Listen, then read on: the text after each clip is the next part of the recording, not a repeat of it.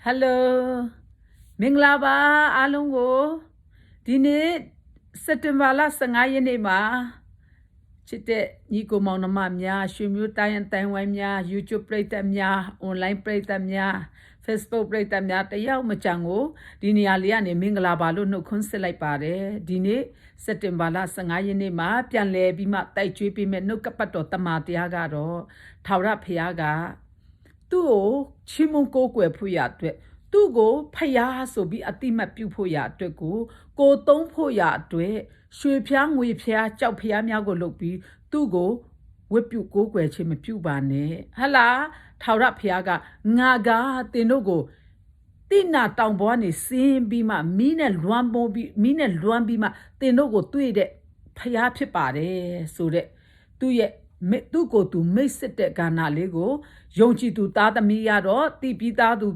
များလိုက်မယ်ဒါပေမဲ့ဖယားနဲ့မိတ်စစ်ချင်းမရှိသေးဘူးထိုဖန်ဆင်းရှင်ဖယားရဲ့အကြောင်းကိုမသိသေးဘူးတချို့ကဟဲ့ညံရဲ့အသက်ရှင်တဲ့ဖယားဖန်ဆင်းရှင်ဖယားကဘလို့သိရမှာလဲဟလာပြောခဲ့တဲ့လူငယ်ငယ်တုန်းကမေးခဲ့တဲ့လူလည်းရှိတယ်အခုမေးတဲ့လူလည်းရှိတယ်ဖန်ဆင်းရှင်ဖယားနာဝိညာဉ်ဖျားကိုဘလို့သိနိုင်တာလဲဆိုတဲ့အရာကိုလည်းပြောပြသွားမယ်အဲ့ဒီဖျားကသူ့ကိုကိုးကွယ်ဖို့ရအတွက်သူ့ကိုချီးမွမ်းဖို့ရအတွက်သူ့ကိုအမိပြုမှရွှေဖျားငွေဖျားကြောက်ဖျားတန်ဖျားတစ်ဖျားများကိုလုပ်ပြီးမှငတ်နေရမှာထားပြီးမှမချီးမွမ်းပါနဲ့အဲ့ဒီຢာလေးကိုဖွင့်ပြောသွားမှဖြစ်တယ်ဒီနေ့ဒီနှုတ်ကပတ်တော်တမန်တော်တိုက်ကျွေးဖွင့်ရတဲ့တန်ရှင်တော်ဝိညာဉ်တော်ဖျားကိုအရင်ဦးဆုံးခေါ်ဖိတ်ကြရအောင်ဟာလေလုယာခမည်းတော်ထောက်ရဖျားသားတော်တခင်ယေရှုဖျားတန်ရှင်တော်ဝိညာဉ်တော်ဖျားကိုတော်ကိုခေါ်ဖိတ်တယ်ကိုတော်ကိုနေရပေးတယ်တမီးရဲ့အုံနောက်အာယုံ၅ပါးမှာကိုတော်နေတမီးရဲ့နှုတ်ရှာပါးမှာကိုတော်နေတမီးရဲ့နှလုံးသားပလင်မှာကိုတော်နေပါတန်ရှင်တော်ဝိညာဉ်တော်ဖျားဒီနေ့ကိုတော်ရှင်ကိုချီးမွမ်းကိုးကွယ်ဝတ်ပြုတဲ့နေရာမှာအိုကိုတော်ရှင်ရေအောက်တတဝါကုန်းတတဝါအထက်မှာပြန်တန်းတဲ့တတဝါတစုံတစ်ခုမှမလုတ်ပေးနဲ့ရွှေဖျားငွေဖျားကြောက်ဖျားတို့ကိုမလုတ်ပဲနဲ့လုတ်ပြီးငါနေရာမှာထားပြီးမချီးမွမ်းပါနဲ့မကိုးကွယ်ပါနဲ့ဆိုတဲ့ဟာကိုသာသနာပလူမယုံကြည်သူတွေ့တော်ကောယုံကြည်သူမိယုဖလားတွေ့တော်ကောယုံကြည်သူများအရောက်စီတိုင်းတာရွတ်မြင်တက်ကြည်တက်ရှင်းလင်းပါမိကြောင်းမဆတော်မူပါတန်ရှင်တော်ဝိညာဉ်တော်ဖျားမသိသေးသောသားသမီးများသိစေတော်မူပါသိပြီးသောသားသမီးများရှင်းလင်းစေတော်မူပါအတူတကွရှင်းလင်းသောယူပါယုံရှင်းလင်းသောဗျာဒိတ်ရှင်းလင်းသောဖန်ဆင်းရှင်ဖျားကဒီလိုမျိုးအဲ့ဒီအချိန်ကအဲ့လိုမျိုးထုတ်ပြခဲ့တာဖန်ဆင်းရှင်ဖျားကဘလို့မျိုးထင်ရှားပြခဲ့တာဖန်ဆင်းရှင်ဖျားနဲ့တက်လမ်းကဘယ်လိုဖန်ဆင်းရှင်နဲ့တက်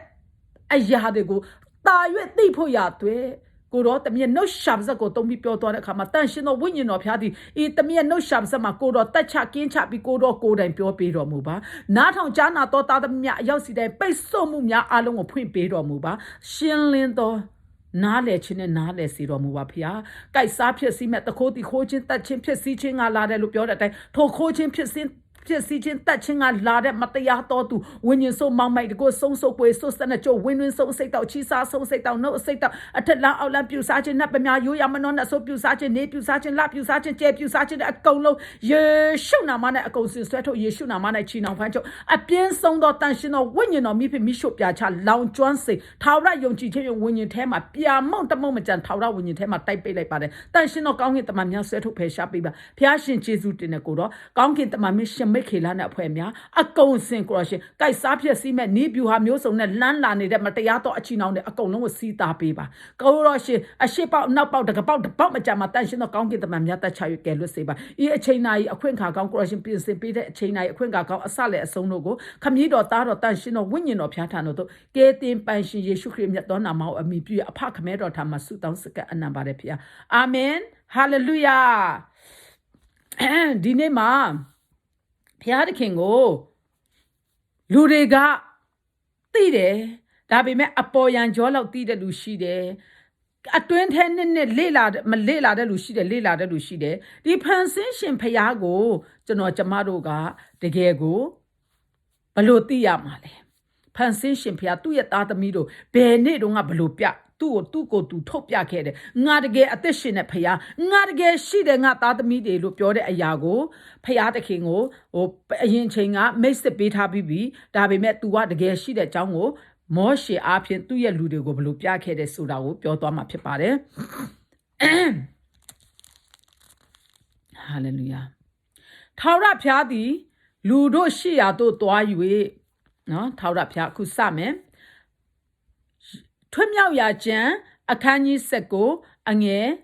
30ကနေစမယ်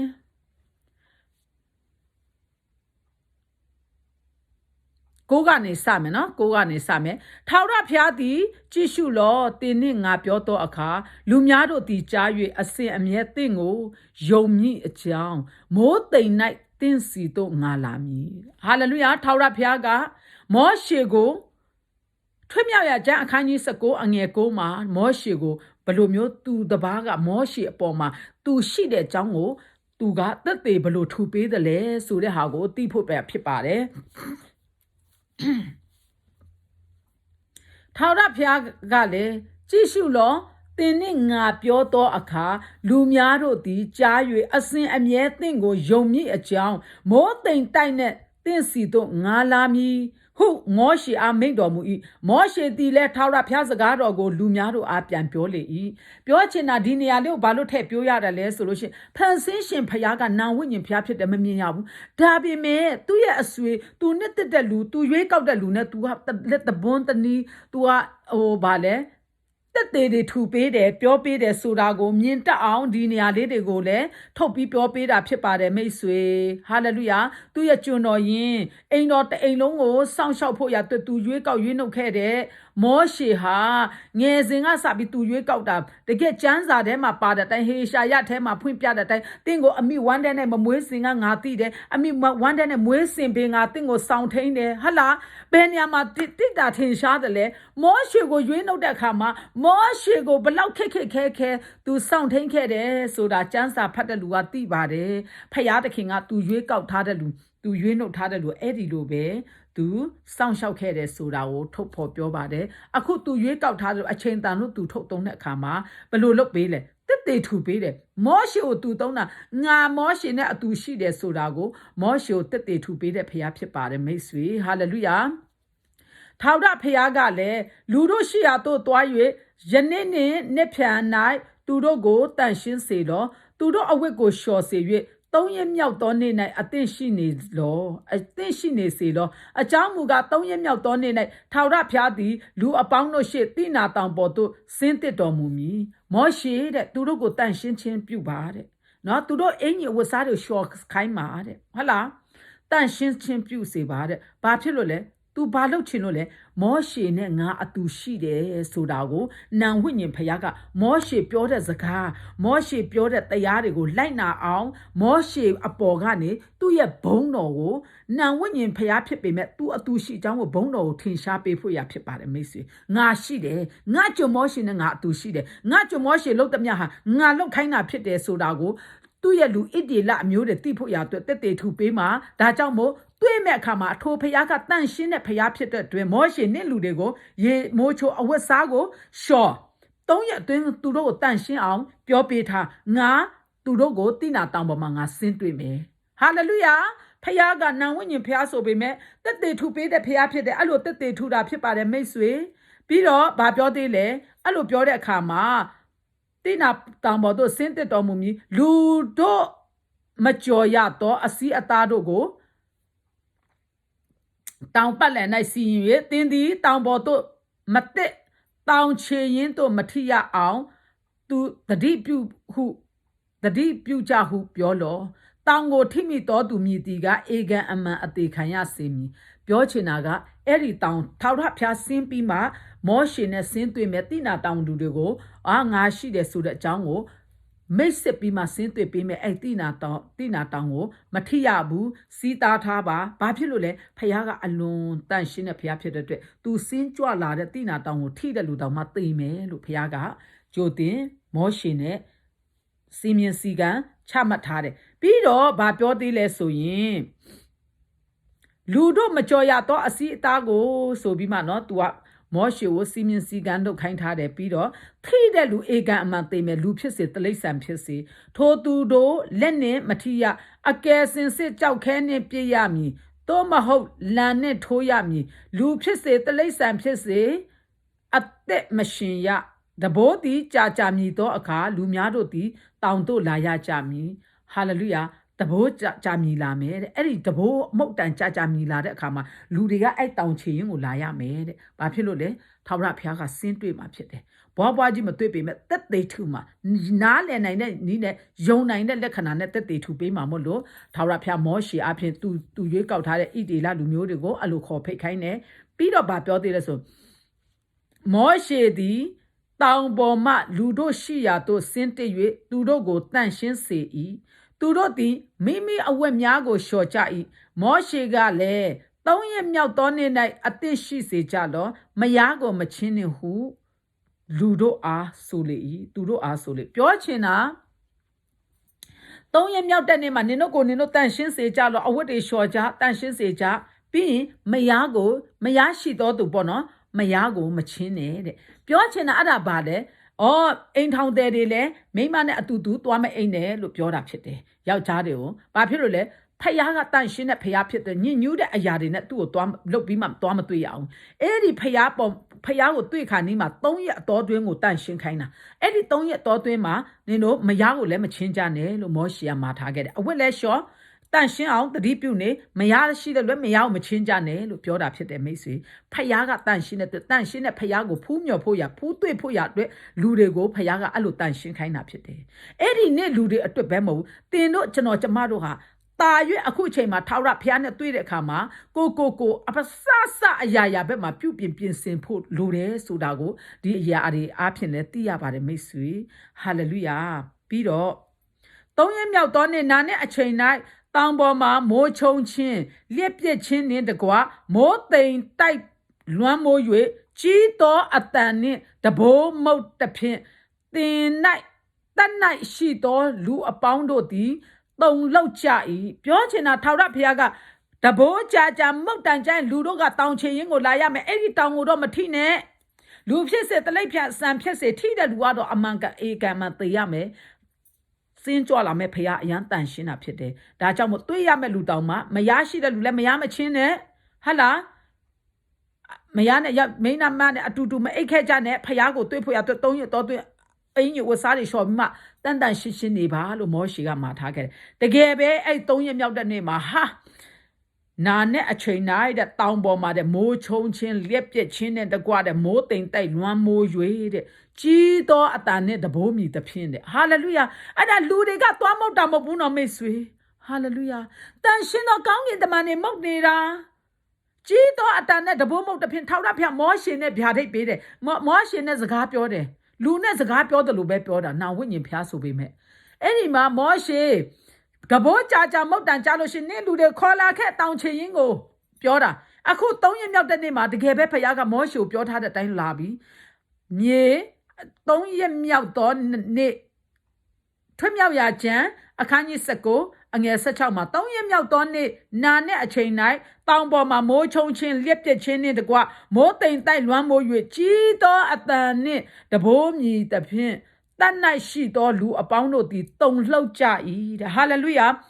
မောရှေရဲ့တပ်သားတွေအကုန်လုံးကကြောက်ရွံ့တုန်လှုပ်တယ်တဲ့အဲ့ဒီတဘိုးတန်ကိုကြားလို့အဲ့ဒီတဘိုးကလူတယောက်မှသွားမုတ်တာမဟုတ်ဘူးမောရှေသွားမုတ်တာလည်းမဟုတ်ဘူးထာဝရဘုရားရဲ့ကောင်းကင်တမန်တော်နံဝိညာဉ်တွေမောက်နေတာကြီးသောတဘိုးကျဲသောတဘိုးနဲ့မောက်နေတဲ့ခါကျအဲ့သိနာတောင်တစ်တောင်လုံးကနာနဲ့အချိန်တောင်မှမိုးချုံချင်းလက်ပြက်ချင်းနဲ့တကွမိုးတိမ်တိုက်ကိုလွှမ်းမိုးတဲ့အဲ့တောင်သိနာတောင်ကြီးကိုဟုတ်လားထာဝရဘုရားရဲ့ဘုန်းတော်ဖြစ်တယ်ဘုန်းတော်နဲ့သူ့ရဲ့အကွဲကားတွေအချမ်းရံတွေဖြစ်တဲ့ဝိညာဉ်ထဲမှာဒါပေမဲ့လူတွေမြင်သာအောင်မိတ်ဆက်ပေးတာဖန်ဆင်းရှင်ဘုရားငါရှိတယ်ဆိုတဲ့အကြောင်းမောရှေရွေးနှုတ်လာတဲ့မောရှေကိုတုံးပြီးမှထာဝရဘုရားရဲ့လက်ယုံတော်ဖြစ်တဲ့မောရှေကိုတုံးပြီးမှအဲ့ဒီလူတွေကမောရှေစကားကိုနားထောင်အောင်မောရှေပေါ်မှာယုံကြည်ခြင်းရှိအောင်မောရှေကဘဒုကိုအမိပြုတ်ပြီးမှငါတို့ကိုဆောင်ခဲ့တယ်ဆိုတာသိအောင်အဲ့လိုမျိုးသက်သေထူပေးတဲ့ဘုရားဖြစ်ပါတယ်မိတ်ဆွေကျမတို့ဘုရားကတုံးတဲ့ခါမှာအဲ့ဒီသက်သေတွေလည်းကျမတို့ဘုရားကထူပေးမှာထူပေးတယ်ဟာလေလုယာဆိုတော့အဲ့ဒီတဘိုးတန်ကိုကြားတဲ့ခါလူတွေတတ်လုံးကတုံလို့တယ်မောရှေသည်လည်းဖျားသခင်နဲ့တွေ့စေခြင်းကလူများတို့ကိုတတ်ထဲကဆောင်ခဲ့တဲ့ဖြင့်သူတို့သည်တောင်ချေရင်အောက်၌ရက်နေကြ၏ဟာလေလုယာဣဒေလလူမျိုးသားတွေလည်းထာဝရဘုရားမှာထားတဲ့အတိုင်း တောင်ချေရင်ကိုရောက်ပြီးမှတောင်ချေရင်မှာရပ်နေကြတယ်ထာဝရဘုရားသည်မိဖြင့်လွမ်းလျက်တိနာတောင်ပေါ်သို့ဆင်းသက်တော်မူသောကြောင့်ဟလာထာဝရဘုရားကိုထင်ရှားတဲ့အခါမှာကျွန်မပြောခဲ့ပြီးပါပြီတော်များများနာဝိညာဉ်ဖြစ်တဲ့အတွက်မီးနဲ့ထင်ရှားတယ်ဟာလေလုယာ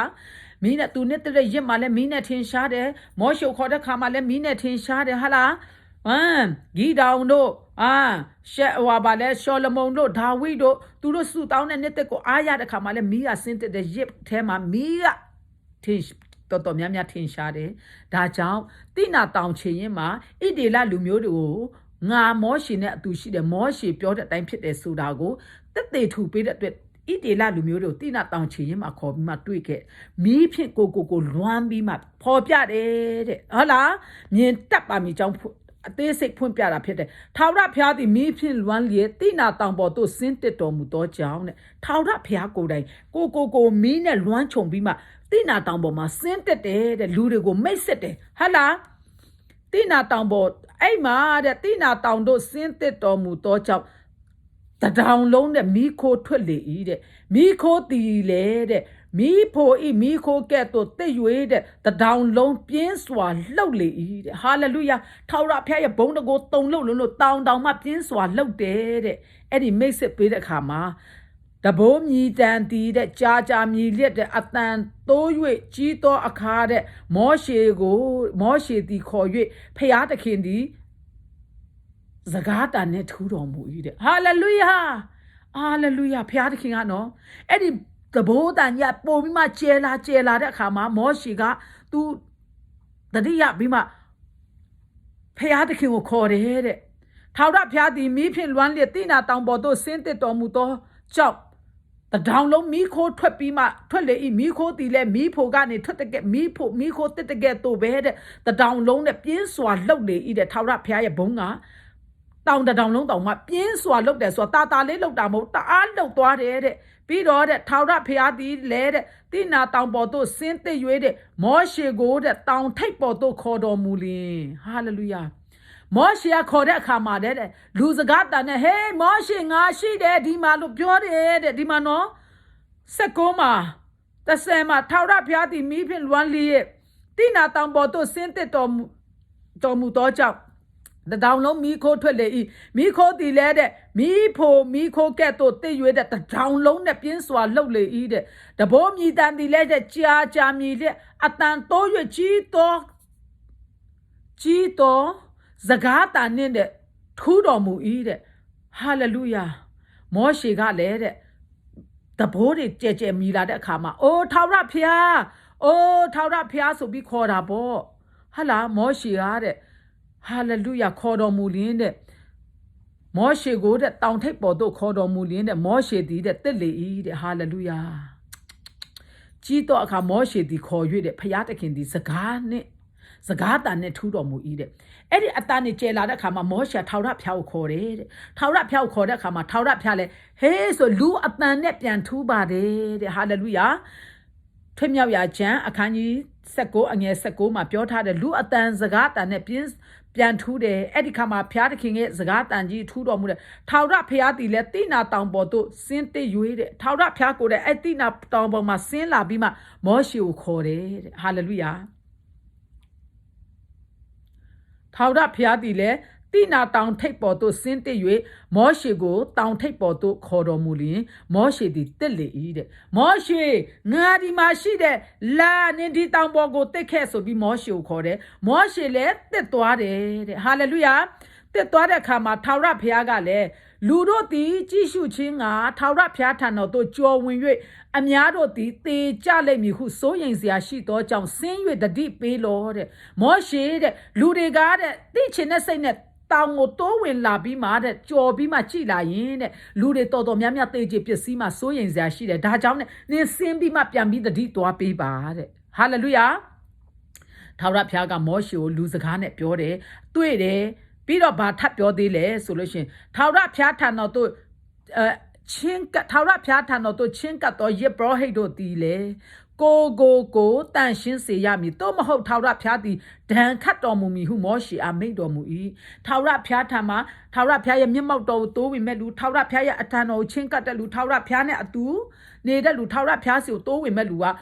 ကိုတန့်ရှင်းစေရမယ်ကိုမတန့်ရှင်းမစင်ကြယ်စေအောင်စိတ်နေတဘောထားအင်ကြီးအဝတ်စားပထမဦးဆုံးနှလုံးသားစိတ်နေတဘောထားအုံနောက်အားအကုန်လုံးကိုယ့်ရဲ့ခန္ဓာကိုယ်တစ်ခုလုံးကိုယ့်ရဲ့အဝတ်စားပါတန့်ရှင်းအောင်နေရမယ်ထာဝရဘုရားကိုချင်းကပ်တဲ့လူမှန်သမျှယဘရဟိတ်ဟာလေလုယာယစ်ဘရဟိတ်တွေတိုင်းကထာဝရဘုရားရဲ့အလိုမဆောင်တဲ့အတွက်ထာဝရဘုရားနှစ်သက်တဲ့လူရွေးတဲ့အခါမှာလေဝိကယစ်ဘရဟိတ်အမှုကိုဆောင်ရပါတော့တယ်အဲ့ဒါကြောင့်မို့အဲ့ဒီလေဝိတွေလည်းထာဝရဘုရားကတီးတန့်သူတို့ကိုထာဝရဘုရားကမောရှေအားဖြင့်သူတို့ရဲ့ဝတ်စုံတွေထုတ်ပေးတယ်နော်အဲ့မှာကျမ်းစာကိုဖတ်တဲ့လူတိုင်းသိပါတယ်ဒါကြောင့်မို့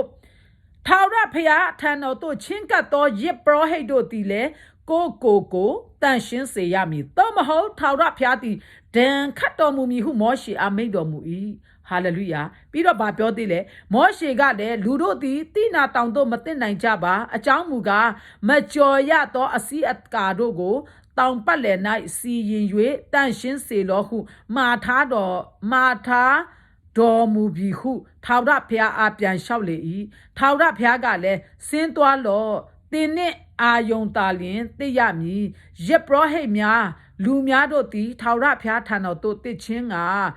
မကြော်မဝင်စေနှင့်သို့မဟုတ်သူတို့ကိုဒဏ်ခတ်တော်မူမည်ဟုမိန့်တော်မူ၏မောရှေသည်လည်းလူများရှိရာသို့ဆင်း၍ကြားပြောလေ၏အာမင်ဟာလေလုယာထာဝရဘုရားကဆင်းသွားပါလို့ပြောတဲ့ခါမှာကိုတော့ကျွန်တော်မာခဲ့ပြီးပြီလို့မောရှေကပြောတယ်ဒါပေမဲ့ထပ်ပြီးဆင်းသွားပါတဲ့ထပ်ပြီးသွားပြောပါဆိုတဲ့ခါအဲ့ဒီတောင်ကိုကြော်ဝင်လာမှာသေရမှာဆိုလို့ထာဝရဘုရားမောရှေကိုထပ်ပြီးပြောခိုင်းတာဖြစ်တယ်သူသွားပြောတယ်တဲ့ပြီးတော့ထာဝရဘုရားလာပြီးထွေးမြောက်ရာကျမ်းအခန်းကြီး1အငယ်20မှာဘာပြန်ပြောလဲဆိုထိုအခါဘုရားသခင်မိန့်တော်မူသောစကားများဟုမူကားအဲ့ဒီတိနာတောင်ပေါ်မှာတဲ့ထာဝရဘုရားမောရှေနဲ့တွေ့တဲ့အခါမှာ तू ကဘာတွေကိုပြောတယ်ဆိုတာကိုဆင်ခြင်ကြရအောင်ထိုအခါဘုရားသခင်မိန့်တော်မူသောစကားများဟုမူကားငါသည်သင်ကိုကျွန်ခံနေရာအေဂုတ်တုပြည်မှကယ်နှုတ်ဆောင်ယူခဲ့ပြီးတော့သင်ဤဘုရားသခင်ထာဝရဘုရားဖြစ်၏ငါမှတပါအခြားသောဘုရားကိုမကိုးကွယ်နှင့်ဟာလေလုယာအထက်မိုးကောင်းကင်၌၎င်းအောက်အယံမြေကြီးပေါ်၌၎င်းမြေကြီးအောက်ရေထဲ၌၎င်းရှိသောအရာနှင့်ပုံတံသူအောင်ရုပ်တုစင်းတုကိုကို့အဖို့မလုံနှင့်ဥမချဝိမပြုနှင့်အကြောင်းမူကားသင်ဤဘုရားသခင်ငါထာဝရဘုရားသည်သင်၌အပြစ်ရှိသည်ဟုယုံလွယ်သောဘုရားငါကိုမုန်းသောသူတို့ဤအမျိုးအစဉ်အစစ်တတရစစ်စရုထစစ်တိုင်အောင်အဘတို့ဤအပြစ်ကိုသားတို့၌ဆက်ပေးစီရင်သောဖရာတဲ့ဟာလေလုယာဖရာသခင်ကအဲ့ဒီတိနာတောင်ပေါ်မှာမောရှေလာခဲ့တောင်ပေါ်ကိုတစ်ခဲ့လို့ခေါ်ပြီးမှမောရှေကလည်းတစ်သွားတဲ့အခါမှာပထမဦးဆုံးဖရာသခင်ပြောလိုက်တဲ့စကားမောရှေကိုပြောလိုက်တဲ့စကားကိုစင်ချင်တဲ့အခါမှာဖရာသခင်အနှစ်သက်ဆုံးအရာသူ့ကိုရွေးနှုတ်တဲ့သူဖန်ဆင်းတဲ့သားသမီးတွေသူ့ကိုပဲပြန်လဲချီးမွမ်းကိုးကွယ်ပြီးသူ့ကိုပဲထာဝရဘုရားမှတပါအခြားသောဘုရားမရှိဘူးဆိုတာကိုသိပြီးမှသူ့ကိုပဲကိုးကွယ်စေခြင်းနဲ့ဘုရားဖြစ်တယ်ဆိုတာကိုဒီမှာထွေးမြောက်ရာကျမ်းအခန်းကြီး1အငယ်20အငယ်1ကနေထာဝရဘုရားကပြန်ပြီးမှရှင်းပြထားပါတယ်မိတ်ဆွေမောရှေကိုထာဝရဘုရားကိုယ်တိုင်ဘာပရောဖက်နဲ့မှမဟုတ်ဘူးတိနာတောင်ပေါ်မှာမိအားဖြင့်လွမ်းပြီးမှဆင်းပြီးမှမောရှေကိုလူဘာသာစကားနဲ့ခေါ်ပြီးမှဒီစကားကိုအရင်ဦးဆုံးနံပါတ်1ပြောတာဖြစ်တယ်မိတ်ဆွေဟာလေလုယာဒါကြောင့်မို့ကိုဖန်ဆင်းတဲ့ဖခင်ကဘလို့ဖခင်မျိုးလဲကိုဖန်ဆင်းတဲ့ဖခင်ဘာကိုနှစ်သက်တယ်လဲကိုဖန်ဆင်းတဲ့ဖခင်ကိုဘယ်အရာကိုရွေးယူစေချင်တာလဲသိဖို့ရအရေးကြီးလို့ယခုသိပြီးသားမသိသေးတော့သူဖြစ်စေသိပြီးသားသူဖြစ်စေတဖန်ပြန်လဲပြီးမှကြေခဲအောင်တဖန်ပြန်လဲမှရှင်းလင်းအောင်သူ့သမီးစောမောင်ရဲ့နှုတ်ရှာပစက်ကိုတုံးပြီးမှပြန်လဲပြီးမှရှင်းရှင်းလင်းလင်းပြောနေတာဖြစ်ပါတယ်မိတ်ဆွေဟာလေလုယာမောရှေတိနာတောင်ကိုလာခဲ့ပါဟာလားနေငါရှိတယ်ငါဖန်ဆင်းရှင်ဖျားရှိတယ်နေရွေးကောက်ခဲ့တယ်နေဣတိလလူမျိုးတွေနေတတ်သားတွေလည်းခေါ်ခဲ့ဒါပေမဲ့အဲ့တောင်ကိုကြော်မဝင်စင်နဲ့သူတို့သေးမှာကြော်ဝင်ရင်လူဖြစ်စေတလိษံဖြစ်စေဒါကြောင့်မောရှေလာဆိုမှခေါ်တယ်မောရှေကလည်းကိုတော့ခေါ်တဲ့ခါလူဘာသာစကားနဲ့ထူးတယ်အဲ့ဒီတိနာတောင်ပေါ်မှာတက်သွားတဲ့အခါမှာထွေးမြောက်ရာကျမ်းအခန်းကြီး20အငယ်1မှာထာဝရဘုရားကိုယ်တိုင်ကမောရှေကိုအရင်ဦးဆုံးမှုတ်လိုက်တဲ့စကားကငါကတဲ့ နင်တို့ကိုတဲ့ကျွန်ခံတဲ့နေရာအေဂုတ်တုပြည်အီဂျစ်ပြည်ကနေနင်တို့ကိုနှုတ်ဆောင်ခဲ့တဲ့ဖျားဖြစ်တယ်တဲ့မောရှိတဲ့နင်ငါဖြစ်တယ်တဲ့ဒါကြောင့်တဲ့ငါဒီတင့်ကိုကျွန်ခံနေရအေဂုတ်တုပြည်ကနေကဲနှုတ်ဆောင်ယူခဲ့ပြီးတော့တင်အိဖျားတခင်ထောက်ရဖျားဖြစ်ငါမတပါအခြားသောဖျားကိုမကိုးကွယ်နဲ့တဲ့ဟာလေလုယာငါကိုပဲကိုးကွယ်ပါတဲ့ငါမတပါအခြားသောဖျားရုပ်တုစင်းတုတွေကိုမကိုးကွယ်ပါနဲ့လို့ဖျားကပထမဦးဆုံးဒါကိုမောရှေနဲ့သူရဲ့ဣတိလလူမျိုးတွေကိုပြန်ပြောဖို့အရင်ဦးဆုံးပြောတဲ့စကားဖြစ်တယ်ပြီးတော့ဘာထပ်ပြောတဲ့ဆိုရင်ငါမတပါအခြားသောဖျားကိုမကိုးကွယ်နဲ့ဟာလားအထက်မိုးကောင်းကင်မှာပြန်တန်းသွားတဲ့စာငှက်ဖြစ်ပါစေဟာလားအထက်မိုးကောင်းကင်မှာရှိတဲ့အရာဖြစ်ပါစေတဲ့အောက်အရက်မြေကြီးပေါ်မှာရှိတဲ့အရာတွေဖြစ်စေတဲ့ရေထဲ၌၎င်းရှိသောအရာနဲ့ပုံတံတော့ပြောချင်တာကရေအောက်တတဝါနဲ့အပေါ်မှာပြန်တန်းတဲ့အာဂါတမှာပြန်တန်းသွားတဲ့စာငှက်ဟာလားမြေကြီးပေါ်မှာရှိတဲ့တားရဲတလိษံအောက်ရေထဲမှာရှိတဲ့တလိษံငါကိုကိုးကွယ်ဖို့ရအတွက်အဲ့ဒီတလိษံရုပ်ထုတွေကိုထုတ်ပြီးမှငါကိုမကိုးကွယ်နဲ့ဥမချပါနဲ့ဝတ်မပြုတ်ပါနဲ့ဆိုပြီးမှပထမဆုံးစကားချီပြီးမွတ်လိုက်တဲ့စကားဖြစ်ပါတယ်မိတ်ဆွေဒါကိုကြည့်ချင်းအားဖြင့်အခုကျွန်တော်ကျမတို့တွေဒီသူ့သမီးစောမဦးရဲ့နှုတ်ကိုသုံးပြီးမှပြန်ပြောတဲ့အခါမှာမတိသေးတဲ့သားသမီးတွေသိပါမည်အကြောင်းသိပြီးတော့သားသမီးတွေလည်းအမှုမနေဘဲနဲ့မတိသေးတော့သားသမီးတို့ပြန်လဲဝေငှတိုက်ကျွေးဖို့အဖရာသခင်အသုံးတော်ခံဖို့ရစစ်ကပ်နိုင်ပါမည်အကြောင်းယနေ့ပြန်ပြီးမှပြောပြဝေငှပေးတာဖြစ်တယ်မိတ်ဆွေဖရာသခင်ကသူ့ကိုမုန်းတော်သူလို့ပြောတဲ့အခါမှာသူ့ကိုမကိုးကွယ်တဲ့လူသူ့ကိုမရှာဖွေတဲ့လူသူဖန်ဆင်းထားတဲ့သားသမီးတွေကသူ့ကိုလည်းအလှလာလည်းမသိဘူးသူ့ကိုလည်းမရှာဘူးဟာလားအဲ့ဒီလူတွေကသူ့ကိုမုန်းတော်သူလို့ပဲသူကသတ်မှတ်တယ်ဟာလေလုယာအဲ့ဒီလူတွေကိုသူ့ကိုမုန်းတော်သူလို့ပဲသတ်မှတ်တယ်သတ်မှတ်တဲ့ခါကျဘယ်လိုပြောလဲဆိုရင်ဟာလေလုယာအဲ့ဒီတလိษံရုပ်တွေကိုဘာပြောလဲမြေကြီးအောက်ရေအရက်ထဲနဲ့ရှိသောအရာနဲ့ပုံတံတူအောင်ရုပ်တုစင်းတုတို့ကိုကိုယ့်အဖို့မလုံနဲ့ဥမချဝင့်မပြုနဲ့အကြောင်းမူကားတင်အိဖျားသခင်ငါထောင်ရဖျားသည်တင်၌အပြစ်ရှိသည်ဟုယုံလွယ်သောဖျားသခင်ဖြစ်ပါတယ်တဲ့ပြီးတော့ထပ်ပြောသေးတယ်ဟာလေလုယာငါကိုမုန်းသောသူတို့၏အမျိုးအစဉ်အစစ်တတရအစစ်စတုထစစ်တိုင်အောင်သားတို့၌သူတို့ရဲ့အပြစ်ကိုဆက်ပေးစီရင်တဲ့ဖခင်ဖြစ်တယ်ဟာလေလုယာအဘတို့၏အပြစ်ကိုသားတို့၌ဆက်ပေးစီရင်သောဖခင်အခုကျွန်တော်ကျမတို့ကဖခင်ကိုမရှာဘူးအခုချိန်ထိရုပ်တုစင်းတုတွေကိုကိုးကွယ်တဲ့လူမျိုးရေးဘာသာရေးရိုးရာအစဉ်လာထဲမှာနေတဲ့ဖခင်ရဲ့စကားကိုနားမထောင်ဘဲနဲ့ဖခင်နဲ့တက်တဲ့လမ်းကိုမရွေးယူတဲ့လူတွေဟာလားရုပ်တုစင်းတုကိုဟုတ်လားအာဂါတမှာပြန်တန်းသွားတဲ့ငှက်တွေနဲ့အတူတူဟာလားမြေကြီးပေါ်မှာရှိတဲ့တားရဲတလိษံတွေနဲ့အတူတူဒါမှမဟုတ်ရေအောက်တတဝါတွေနဲ့ပုံတူကိုဝက်ပြုတ်ကိုးကွယ်ဖို့ရအတွက်ရုပ်တုစင်းတုကိုကို့အဖို့မလောက်ပါနဲ့ငါသားငါသမီးတွေလို့မှားတယ်ပြီးရင်ငါကိုမုန်းတဲ့ငါကိုမရှာဖွေတဲ့ငါကိုမကိုးကွယ်တဲ့သားလူတွေရဲ့သားစင်မြေစစ်တတရစစ်စတုထစစ်တိုင်အောင်အဘတို့ရဲ့အပြစ်ကိုသားတို့၌စပ်ပေးစီရင်တဲ့ဖရားဖြစ်ပါတယ်တဲ့ငါကတရားမြတ်သွားဆိုစီရင်တဲ့ဖရားဖြစ်ပါတယ်တဲ့မိတ်ဆွေပြီးတော့ဘာထပ်ပြောသေးလဲဆိုရင်ငါကိုချစ်၍ငါပညတ်တို့ကိုကျင့်တော်သူတို့၏အမျိုးအစဉ်အဆက်အထောင်အတောင်းတိုင်အောင်ဂယုနာကိုပြတော်ဖရားဖြစ်၏ဟာလေလုယာသူ့ကိုရှာပြဟာဖန်ဆင်းရှင်ဖရားကဒီလိုပြောတယ်ဟလာထွတ်မြောက်ရာကျမ်းအခန်းကြီး19အငယ်တက်ကနေဘလောက်မှာဟာ20မှာထွတ်မြောက်ရာကျမ်းအခန်းကြီး20အငယ်တက်ကနေ9မှာဘလို့ပြောထားတယ်6မှာဘလို့ပြောထားတယ်ဟာငါကိုချစ်ပြီးမှငါရဲ့ပညတ်တို့ကိုစောင့်ရှောက်တဲ့သူတွေရဲ့သားစင်မြေးစစ်အထောင်အတောင်းတိုင်အောင်ကျေးဇူးပြုတဲ့ဖရားဖြစ်တယ်လို့ပြောတယ်မိတ်ဆွေဟာလေလုယာပြီးတော့ဗာပြောသေးလဲမိတ်ဆွေငါကိုချစ်၍ငါပညတ်တို့ကိုကျင့်တော်သူတို့၏အမျိုးအစဉ်ဆက်အထောင်အတောင်းတိုင်အောင်ဂယုနာကိုပြတော်ဖရားဖြစ်၏တဲ့သင်ဤဖရားသခင်ထာဝရဖရားဤနာမတော်ကိုမုတာနှင့်ဆိုင်၍မမွတ်မဆိုနှင့်အကြောင်းမူကားနာမတော်ကိုမုတာနှင့်ဆိုင်၍မွတ်ဆိုတော်အပြစ်မရှိဟုထာဝရဖရားမှတ်တော်မမူတဲ့ဟာလားဒါကြောင့်ဖရားသခင်ကပြောတယ်မိတ်ဆွေကျွန်တော်ကျမတို့ဟာအပြစ်မရှိဟုထာဝရဘုရားကမမှတ်ဘူးတဲ့သူ့ရဲ့နာမကိုမုတာနဲ့ပြောနေတဲ့လူတွေထာဝရဘုရားရဲ့နာမကိုသုံးပြီးမှလူလိန်တွေဖြစ်နေတဲ့လူတွေ အဲ့ဒီလိုလူတွေကိုထာဝရဘုရားအပြစ်မရှိဘူးလို့မတတ်မှတ်ဘူးတဲ့အဲ့ဒီလူတွေကအပြစ်ရှိတယ်ဟာလေလုယာပြီးတော့ဘာပြောသေးလဲဆိုရင်ဥပုံနဲ့ကိုတန့်ရှင်းစေခြင်းကထိုနေ့ရက်ကိုအောက်မေ့တော့6ရက်ပတ်လုံးအလုပ်မျိုးကိုစ조사၍လှုပ်ဆောင်တော့တတမနေ့ရက်သည်တင်ဤဖျားသခင်ထာဝရဘုရား၏ဥပုံနေ့ဖြစ်၏ထိုနေ့၌တင်မဆ၍တင်ဤသားသမီးကျွန်းယောက်ျားမိန်းမတလိษံတင်ဤတကားအတွင်း၌နေသောဧည့်သည်အာဂနုသည်အလုံးမလုံးရအကြောင်းမူကားထာဝရဘုရားသည်မိုးကောင်းကင်မြေကြီးသမုတ်တရားအရရရှိသမျှတို့ကို6ရက်တွင်ဖန်ဆင်း၍တတမနေ့ရက်၌ငြိမ်ဝတ်စွာနေတော်မူ၏ထို့ကြောင့်ထာဝရဘုရားသည်တတမနေ့ရက်ကိုကောင်းကြီးပေး၍တန့်ရှင်းစေတော်မူ၏ဟာလေလုယာဒီဟာတွေနဲ့ပတ်သက်ပြီးမှပြောသွားရတာကအဲ့ဒီနေ့မှာထာဝရဘုရားသိနာတောင်မှာပြောခဲ့တဲ့စကားကိုပြန်ပြောချင်လို့ဒီအလုံးစုံကိုပြန်ပြောတာဖြစ်တယ်။ထာဝရဘုရားကသိနာတောင်မှာမောရှေကိုဆင်းသက်ပြီးမှသိနာတောင်ခြေရင်းမှာဣဒေလလူမျိုးတွေကိုတက်သေးထူနေတဲ့အခါမှာဤလူမျိုးတွေကိုပြန်ပြောဖို့စကားဖြစ်တယ်မိတ်ဆွေ။ဒါက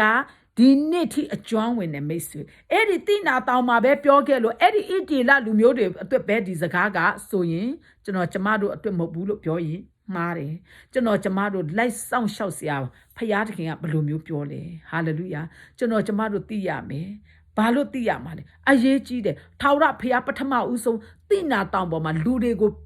ဖွင့်ပေးမှလူတွေကိုသူ့ရဲ့အလိုသူဖြစ်စေခြင်းနဲ့သူ့ရဲ့စံနာသူ့ရဲ့ပြည့်ညတ်တော်ကိုစောင့်ရှောက်တဲ့လူတွေရဲ့သားစင်မြေးစစ်အထောင်အတောင်းတိုင်အောင်ဆိုတာယနေ့အချိန်ထိဖြစ်တယ်မိတ်ဆွေဟာလေလုယာ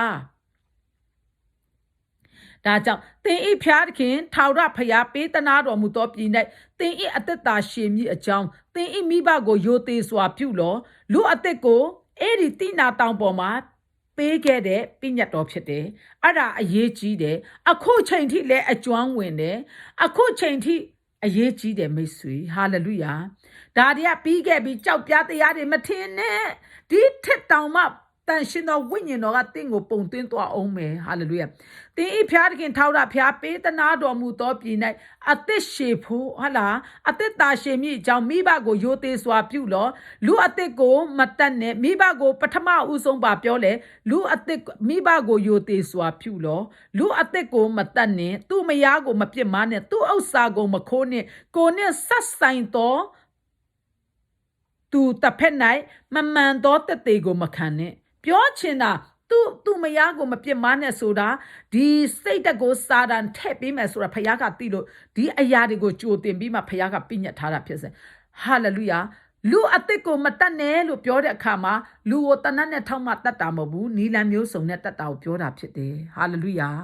ညင်ပန်းခြင်းနှိပ်စစ်ခြင်းဝိညာဉ်ညင်ပန်းနှိပ်စစ်ခြင်းနဲ့လူအသက်ကိုတတ်တာနဲ့အတူတူပဲဟာလေလုယာပြီးတော့ကိုဝင်ဖြစ်ချတာလည်းလူအသက်ကိုတတ်တာနဲ့အတူတူပဲဖြစ်တယ်မိတ်ဆွေဟာလေလုယာပြီးတော့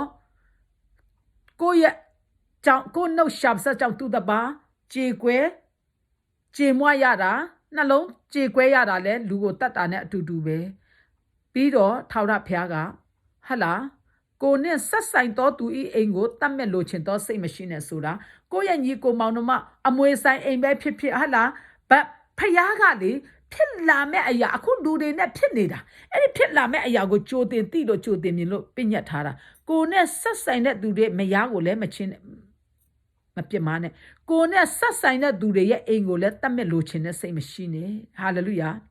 တတ်မဲ့လိုချင်သောစိတ်မရှိစေနဲ့ဟုမိန့်တော်မူ၏ကိုနဲ့ဆက်ဆိုင်သောသူဤမယားသူဤကျွန်ယောက်ျားမိန်းမနွားမြီးမဆ၍ကိုနဲ့ဆက်ဆိုင်သောသူဤဥစ္စာတစ်စုံတစ်ခုအများတတ်မဲ့လိုချင်သောစိတ်မရှိနဲ့ဟုမိန့်တော်မူ၏ပြောချင်တာကိုနဲ့ဆက်ဆိုင်တဲ့ကိုနဲ့ယဉ်ဤကျွမ်းဝင်တဲ့လူသူ့ဟာနဲ့သူ့ရဲ့ကောင်းခွင့်ကြောင့်ဖြစ်ပါစေသူ့ရဲ့ဆုလက်ကြောင့်ဖြစ်ပါစေဖျားဆုချပေးလို့ဖြစ်ပါစေကိုရဲ့သူ့ရဲ့ကောင်းမှုကုသိုလ်ကြောင့်ရတဲ့ဟာကိုကကြားချောင်မနာလို့ပြီးမှတတ်မဲ့လိုချင်တဲ့စိတ်ရှိလို့မရဘူးလို့ဖျားကပြောတာဖြစ်တယ်မိတ်ဆွေလူအပေါင်းတို့သည်မိုးချုံခြင်းလက်ပက်ခြင်းတဘိုးလျက်ပြက်ခြင်းတဘိုးတံမြည်ခြင်းတောင်ထဲကမိခိုးထွက်ခြင်းအကြောင်းအရာတို့ကိုမြင်သောအခါကြောက်သောကြောင့်ရွေ့အဝေး၌ရပ်နေကြ၏ဟာလေလုယာအဲ့ဒီစကားကိုပြောနေတဲ့အချိန်မှာပင်လင်နော်ထာဝရဘုရားကမောရှေနင်းရဲ့လူတွေကိုဓာတ်တွေပြန်ပြောရမယ်လို့ပထမဦးဆုံးတွေ့ချင်းဒီပြည့်ညတ်တော်ကိုပေးနေတဲ့အခါမှာ တောင်ထဲကနေလက်တွေပြစ်တယ်မိုးချုံတယ်ထာဝရဘုရားရဲ့ဘုန်းတော်တကူတော်ဟာလိုက်ပဲမိုးချုံတယ်လက်ပြစ်တယ်ဟာတဘိုးတန်ကလည်းတဖြည်းဖြည်းတဘိုးတန်မြည်ချင်းဟောတောင်ထဲကတွေမီးခိုးတွေကလည်းရှံထွက်နေတယ်ဟာလားအကြောင်းအရာတို့ကိုအဲ့ဒီသူတောင်ချင်ရင်မှရက်ခိုင်းထားတဲ့အေးဣတေလအမျိုးတွေမြင်တဲ့အခါမှာကြောက်ပြီးမှနေရာကိုတဖြည်းဖြည်းဝေးသွားရွေ့သွားကြတယ်တဲ့ရက်ရွေ့ပြီးမှရက်နေကြတယ်တဲ့အဲ့အချိန်မှာတဲ့မောရှေကိုလည်းတဲ့အကျွန်ုပ်တို့အားတဲ့ကိုတော်မိန့်တော်မူပါအကျွန်ုပ်တို့သည်နားထောင်ပါမည်အကျွန်ုပ်တို့အားဖျားသခင်မိန့်တော်မူပါစေနှင့်ပြောပြီးအဲ့ဣတေလလူမျိုးတွေကထာဝရဘုရားတက်တေထူပေးတဲ့ထိရောက်တာဘလို့ထိရောက်လဲအသက်ရှင်တဲ့ဖန်ဆင်းရှင်ဘုရားလေသူတက်တေထူပေးတာထိရောက်တာပေါ့အဲ့ဒီမှာဣတေလလူမျိုးတွေကပြောပြီးကိုတော်ကျွန်တော်တို့ကျမတို့ကိုအဲ့ဒီဟိုပါလဲကိုတော်ကိုတိုင်ပဲမောရှေကိုပြောတာကိုတော်ကိုတိုင်ပဲဖျားစကားကိုပြောပါဖျားကိုတိုင်ကျွန်တော်တို့မပြောပါစေနဲ့ဟာလားသူတို့ဖျားကိုအယမ်းကြောက်တယ်မောရှေကိုလည်းအကျွန်ုပ်တို့အားကိုတော်ပဲမိန့်တော်မူပါတဲ့ကိုတော်ကပဲဖျားနဲ့ကျွန်တော်တို့ကြားမှာကိုတော်ပဲရပ်ပြီးမှကိုတော်ပဲပြောပါတဲ့ဖျားကိုမပြောခိုင်းပါနဲ့တဲ့နားထောင်ပါမယ်တဲ့ကိုတော်ပြောတာကိုပဲကျွန်တော်တို့နားထောင်ပါမယ်ကျွန်ုပ်တို့အားဖျားသခင်မိန့်တော်မမူပါစေနင်းတဲ့အကျွန်ုပ်တို့ဒီသေမီကိုစိုးရင်ပါဖျားရဘုံကြီးလို့သူတို့ရဲ့ကြောက်ရတုံလွတ်လို့သေမာတောင်သူတို့ကြောက်ရတယ်ဒါကြောင့်ဖျားကိုယ်တိုင်ကျွန်တော်တို့ကိုမပြောပါစေနဲ့ကိုတော်နဲ့ပဲဖျားနဲ့စကားပြောပြီးမှအဲ့ဒီဖျားပြောခြင်းတဲ့စကားကိုကိုတော်ကပဲကျွန်တော်တို့ပြန်ပြောပါကျွန်တော်တို့နားထောင်ပါမယ်ဆိုပြီးမှမောရှေစီမှာသူတို့ကပြန်ပြောကြတယ်တောင်ချေမှာရက်တဲ့ဣတေလသူမောရှေနဲ့အီဂျစ်ပြည်ကနေထုတ်ဆောင်ခဲ့တဲ့ဣတေလလူမျိုးတွေကမောရှေကိုအဲ့လိုပဲပြန်ပြောတဲ့အခါမှာမောရှေကလည်းမစိုးရိမ်ကြနှင့်သင်တို့ကိုစုံစမ်းခြင်းက၎င်းသင်တို့သည်ပြစ်မှားခြင်းနှင့်လွတ်မြေအကြောင်းကိုတော်ကိုကြောက်စေခြင်းက၎င်းဖျားသခင်ကြွလာတော်မူပြီဟုလူများတို့အားပြောဆို၏ဟာလေလုယာနင်တို့မစိုးရိမ်နဲ့တဲ့ဖျားသခင်ကတော့ကြွလာနေပြီတဲ့ဟာလေလုယာစုံစမ်းခြင်းနင်တို့ကိုသိဖို့ရာအတွက်ဟာလားမကြောက်နဲ့တဲ့ဖျားသခင်ကြွလာတော်မူပြီဟုလူများတို့အားပြောဆို၏တဲ့လူများတို့သည်လည်းတဲ့အဝေး၌ရပ်နေကြ၏တဲ့မောရှေမူကားတဲ့ဖျားသခင်ရှိတော်မူရာထူထပ်သောမောင်မိုက်တို့ချင်းကပ်လေ၏ဖျားသခင်ကအလင်းမှနေတယ်ဆိုပြီးမှသူ့ရဲ့အလင်းကအယမ်းလင်းလို့လူတွေမမြင်နိုင်ပါဆိုလို့ထူထပ်သောမောင်မိုက်နဲ့တောင်ခြံရံထားပေးရတယ်ဟာလေလုယာထူထပ်သောမောင်မိုက်နဲ့ခြံထပ်ရံပေးရတယ်လူတွေသူ့ရဲ့အလင်းကိုမမြင်အောင်ဒါပေမဲ့တဲ့အဲ့ဒီမောရှေကတော့အဲ့ထူထပ်တဲ့မောင်မိုက်ကိုတိုးဝင်သွားတယ်ဟာလေလုယာဖျားသခင်ထာဝရဖျားကလည်းဣတေလအမျိုးသားတို့အားပြန်ပြောရသောစကားဟုမူကားတဲ့ဟာလေလုယာအဝေး၌ရပ်နေကြ၏မောရှေသည်ဖျားသခင်ရှိတော်မူရာထူထပ်သောမောင်မိုက်တို့ချင်းကပ်လေ၏အဲ့ဒီအချိန်မှာမောရှေကထူထပ်သောမောင်မိုက်ရက်ကိုချင်းကပ်သွားတဲ့အခါမှာဣတေလလူမျိုးတွေပြောတဲ့စကားကြားတယ်ထာဝရဖျားကဘာပြန်ပြောလဲနားထောင်ထာဝရဘုရားကလည်းဣတေလအမျိုးသားတို့အားပြန်ပြောရသောစကားဟုမူကားငါသည်ကောင်းကင်ဘုံမှသင်တို့နှင့်နှုတ်ဆက်ကြောင်းကိုသင်တို့သည်သိမြင်ရကြပြီသိမြင်ကြပြီဟာလေလုယာနင်ဣတေလတွေလူတို့ကိုပြန်ပြောတယ်မောရှေငါကောင်းကင်ကနေတိနာတောင်ကိုဆင်းသက်ပြီးမှနင်တို့ကိုငါလာနှုတ်ဆက်ကြောင်းကိုနင်တို့သိမြင်ရကြပြီတဲ့တက်တေထူပေးတာနော်တက်တေထူနေတာ तू အသက်ရှင်တဲ့ဘုရားဖြစ်ကြောင်းကိုဟာလေလုယာနှုတ်ဆက်ကြောင်းနင်တို့ကိုငါလာနှုတ်ဆက်ကြောင်းကိုတဲ့သင်တို့သည်သိမြင်ကြပြီငါကိုကိုးကွယ်သောအမှု၌တဲ့ထပ်ပြီးမှပြောတယ်ကြည်စမ်းထပ်ပြီးမှနော်ချစ်ချင်းပြောပြီးနောက်ထပ်ပြောတယ်ဟာလေလုယာထွတ်မြောက်ရာကျမ်းအခန်းကြီး20မှာထာဝရဘုရားကလည်းဣသေလအမျိုးသားတို့အားပြန်ပြောရသောစကားဟုမူကားငါသည်ကောင်းကင်ဘုံမှသင်တို့နှင့်နှုတ်ဆက်ကြောင်းကိုသင်တို့သည်သိမြင်ကြပြီငါကိုကိုးကွယ်သောအမှု၌ကိုသုံးဖို့ငွေဖျားရွှေဖျားကိုမလုပ်ရဟာလေလုယာငါဖို့မြေရစ်ပလင်ကိုမတီရမည်ထိုပလင်ပေါ်မှာသင်ဤမီရှို့တော်ရစ်ဟာလေလုယာဟာလေလုယာဖျားသခင်ကသူ့သားသမီးတွေကိုအထက်ထပ်သူရွေးနှုတ်ထားတဲ့သားသမီးတို့မောရှေနဲ့တိနာတောင်ပေါ်မှာသူကိုယ်တိုင်ဆင်းပြီးမှမောရှေနဲ့မာတယ်ရေကုန်းပေါ်မှာရှိတဲ့တားရဲ့တလိษံဖြစ်ပါစေဟာလားအာဂါတမှာပြန်တန်းသွားတဲ့စာညစ်ပဲဖြစ်ပါစေဟာလားပြီးတော့ရေအောက်မှာရှိတဲ့တတ္တဝါတစ်စုံတစ်ခုနဲ့မှငါ့ကိုကိုးကွယ်ဖို့ရာရုပ်ထုစင်းသူကိုလှုပ်ပြီးအိုးမချဝင့်မပြုပါနဲ့လို့ပထမဥဆုံးတိနာတောင်ပေါ်မှာဆင်းပြီးမှမာတယ်ပြီးတော့အခုလူတွေကပြန်ပြီးမှပြောတယ်မောရှေငါတို့နဲ့ထာဝရဘုရားနဲ့စကားမပြောခိုင်းနဲ့ငါတို့သေမာကိုငါတို့စိုးရင်ရတယ်မောရှေရေဒါကြောင့် ကိုတော်ကိုယ်တိုင်ပဲထာဝရဘုရားနဲ့ကျွန်တော်တို့ကြားမှာနေပြီးမှဖျားပြောမဲ့စကားကိုနားထောင်လာခဲ့ပါကျွန်တော်တို့ပြန်ပြောပါကျွန်တော်တို့နားထောင်ပါမယ်ဆိုတာလဲထာဝရဘုရားကကြားနေတယ်ကြားနေတဲ့အခါမှာမောရှေကအဲ့ဒီမှာမောရှေကိုအဲ့ဒီတိနာတောင်ကတောင်ချေမှာရှိတဲ့လူတွေမြင်ရင်ဘုံတော်ကိုမမြင်နိုင်ဘူးမကြည့်နိုင်ပါဆိုလို့ထာဝရဘုရားကမောင်မိုက်အတိဖုံးလွှမ်းပြီးမှသူ့ရဲ့ဘုံတော်ကွယ်ပြီးမှလာတွေ့ပေးတယ်အဲ့လာတွေ့ပေးတဲ့အခါမှာဣသေလအမျိုးတွေပြောတဲ့စကားကိုကြားတဲ့အခါမှာဘုရားသခင်ကမောရှေကလည်းအဲ့ဒီမောင်မိုက်ထဲကိုတိုးဝင်ပြီးတစ်သွားတဲ့အခါမှာဖျားသခင်ကဣသေလအမျိုးသားတို့အားပြန်ပြောရသောစကားဟုမူကားငါသည်ကောင်းကင်ဘုံမှတင်တို့နှင့်နှုတ်စစ်ကြောင်းကိုတင်တို့သည်သိမြင်ကြပြီငါကိုကိုးကွယ်သောအမှု၌တဲ့ကိုသုံးဖို့ရွှေဖျားငွေဖျားရွှေဖျားကိုမလုပ်ရတဲ့ငါအဖို့မြေရစ်ပလင်ကိုတီးရမည်တဲ့ထိုပလင်ပေါ်မှာတင်ဤမီးရွှေရရစ်မိတ္တဟာရရစ်မိတ္တဟာရရစ်ဒီဟုသောတင်ဤတိုးနွားတို့ကိုရစ်ပူဇော်ရမည်ငါအခွင့်ရှိ၍ငါနာမကိုကိုးကွယ်ရာအရက်ခတ်သိမ်းတို့၌တင်းစီတို့ငါကြွလာ၍ကောင်းကြီးပေးမည်တင်းသည်ကြောက်ရစ်ပလင်ငါအဖို့တီးလျင်စစ်တော်ကြောက်ကိုမတီးရတန်တစာပါ၍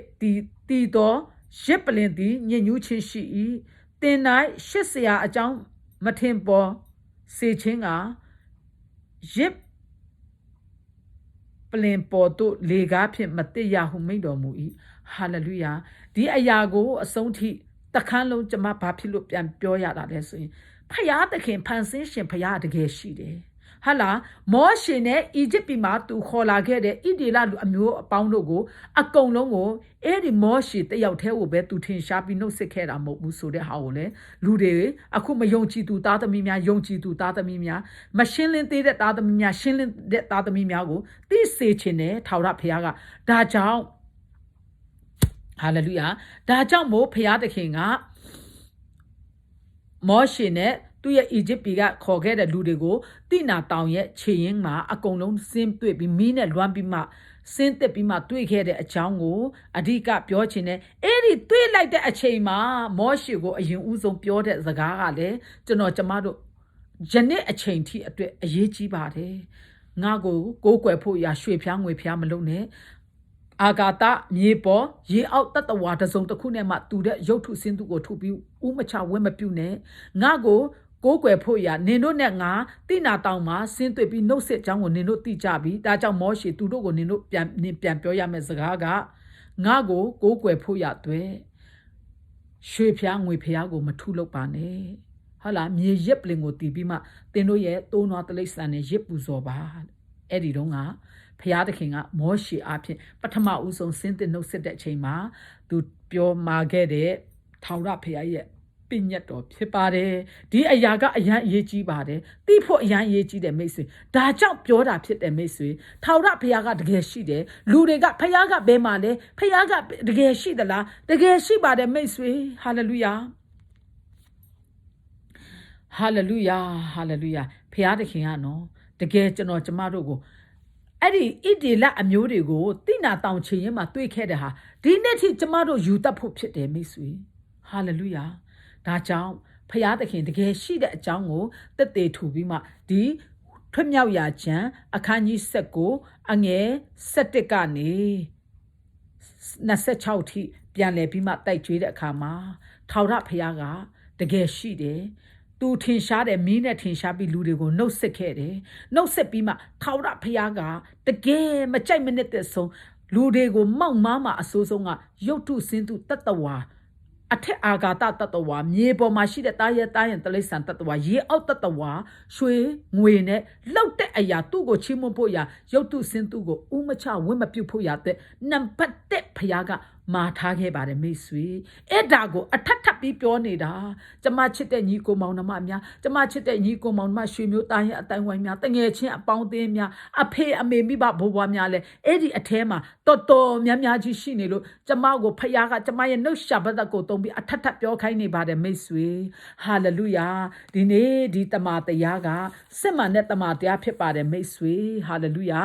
ပြီးတော့ထာဝရဘုရားကဘာပြန်ပြောထားသေးလဲဆိုရင်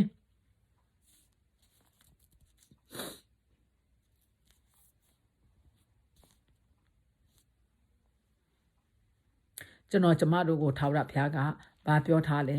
မိတ်ဆွေတကယ်ပြောထားတဲ့စကားတွေကတအားအရေးကြီးတယ်တအားနဲ့နဲတဲ့အရာတွေဖြစ်တယ်ဒါကြောင့်ကျမကအော်ဘုရားသခင်ဒီလူတွေကျွန်တော်ကျမတို့တွေကတကယ်ကိုတော့ကိုချစ်တဲ့စိတ်နဲ့ပြန်ပြောတဲ့အခါမှာဘာသာတွင်းတာမဟုတ်ဘူးဘာသာဆွဲတာမဟုတ်ဘူးဖန်ဆင်းရှင်ဖရာရဲ့အလိုတော်ကပါလေဖန်ဆင်းရှင်ဖရာကကျွန်တော်ကျမတို့ဘယ်လိုပြောခိုင်းတယ်လဲဆိုရင်သာသနာပါလူဆိုတာဖရာကိုမသိသေးတဲ့လူမယုံကြည်သူတွေကိုပြောတာဖြစ်တယ်မိတ်ဆွေယုံကြည်သူကိုကြတော့ယုံကြည်သူလူမျိုးလို့ပြောတယ်မယုံကြည်သူဖရာကိုမသိသေးတဲ့လူကိုကြတော့သာသနာပလူလို့ပြောတယ်အဲ့ဒီကိုစာလံဆရာဒါဝိအားဖြင့်သာသနာပလူတို့ကိုပြောရတော့စကားဟုမူကားဆိုပြီးမှဖရာသခင်ကစာလံ135အငယ်73မှာဖရာကဘလို့ပြောပြထားလဲဆိုရင်ကိုတော်ဤအမည်သည်နေဆထာဝရဖြစ်၏အိုထာဝရဖျားဤဘွဲ့နာမတော်သည်ကာလအစဉ်အစစ်တည်ပါ၏ထာဝရဖျားသည်မိမိကျွန်တို့ဤအတွက်နောင်တရ၍မိမိလူစုဘက်မှတရားစီရင်တော်မူ၏ဟာလေလုယာပြောချင်တာငါတို့ကိုးကွယ်တဲ့ဖရာကောင်းကင်ဘိုးချီအရှင်ထာဝရဖရာကတဲ့သူ့ရဲ့ဘွဲ့နာမတော်ကကာလအစဉ်စစ်တည်တယ်တဲ့အဲ့ဒီဖန်ဆင်းရှင်ဖရာရဲ့ဘွဲ့မဟာဘွဲ့နာမတော်ကကာလအစဉ်စစ်တည်တဲ့ဖရာဖြစ်တယ်တဲ့ဟာလေလုယာပြီးတော့တဲ့ထာဝရဘုရားသည်မိမိကျွန်တို့ဤအတွက်နောင်တရ၍မိမိလူစုတို့ကိုတရားစီတော်မူမယ်တဲ့အဲ့ဒီဘုရားဖြစ်တယ်တဲ့ဒါကြောင့်တဲ့မယုံကြည်သူတဲ့သာသနာပလူတို့ကိုဘယ်လိုပြောရမလဲဆိုရင်တဲ့စာလံ135အငယ်15မှာဘယ်လိုပြန်ပြောထားလဲဆိုရင်သာသနာပလူတို့ကိုးကွယ်သောရုပ်တုတို့ကတဲ့ငွေလဲဖြစ်၏တဲ့ရွှေလဲဖြစ်၏တဲ့လူလက်ဖြင့်လုပ်သောအရာ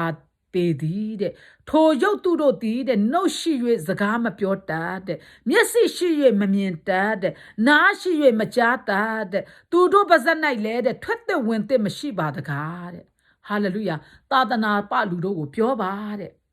သူတို့ကတဲ့မသိဘူးတဲ့ဟာလေလုယာသူတို့ကသိတယ်မြင်တယ်ဒါပေမဲ့တဲ့သူတို့မှာတဲ့သာသနာပလူတို့ကိုပြောရမယ်စကားဟာလားသာသနာပ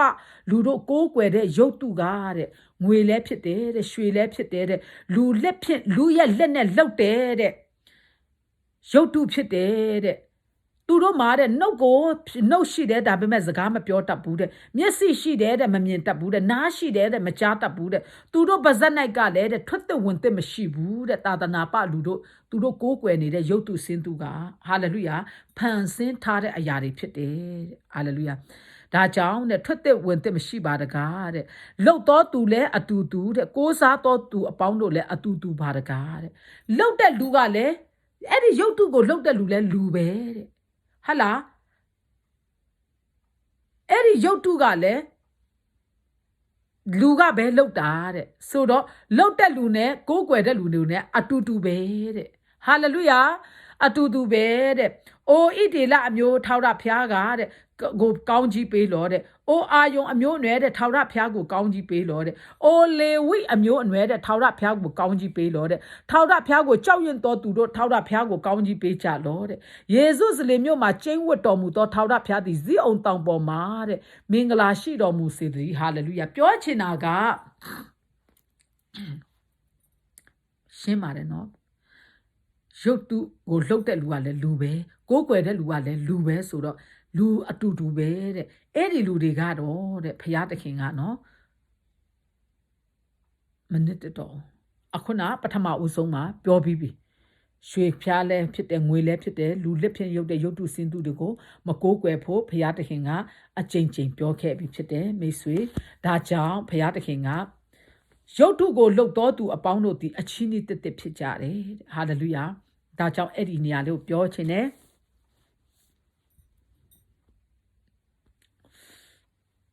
ဣဒေလအမျိုးဤရှင်ဘရင်ဟေ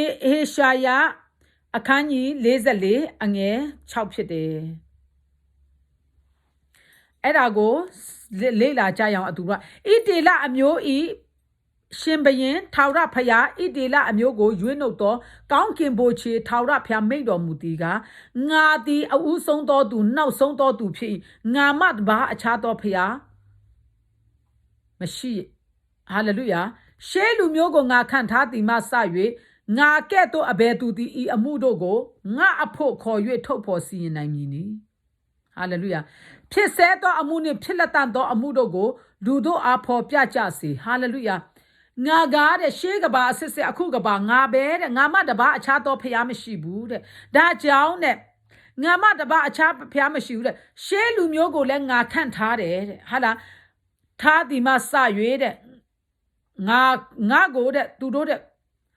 ငါလောက်တဲ့တိုင်းထုတ်ဖော်စေတဲ့ဟာလေလုယာ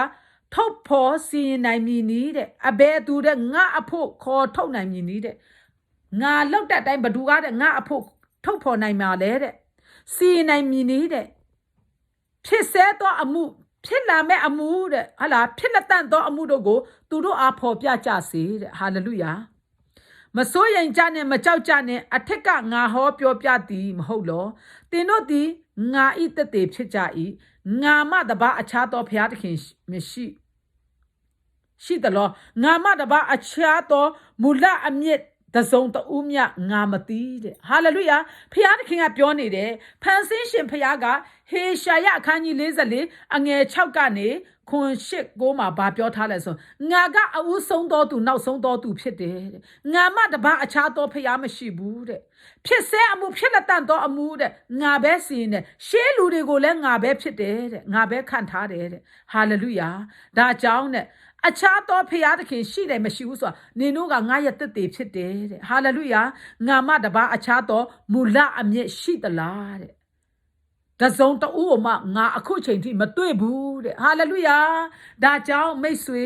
ဖျားသခင်ကပြောနေတယ်တသက်ထူနေတယ်ငါမတပါအခြားဖျားမရှိဘူးဖြစ်ဆဲအမှုဖြစ်လက်တန်အမှုငါပဲစီရင်တယ်ဟာလေလုယာ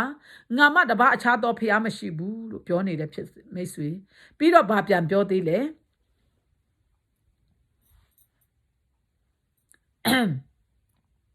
ဖျားကိုလှုပ်တော်သူအကျိုးမပေးနိုင်တော့ဟာလားဘာပြောလဲရုပ်တုစင်းသူကိုလှုပ်တော်သူအပေါင်းတို့သည်အချီးနီးတစ်တစ်ဖြစ်ကြ၏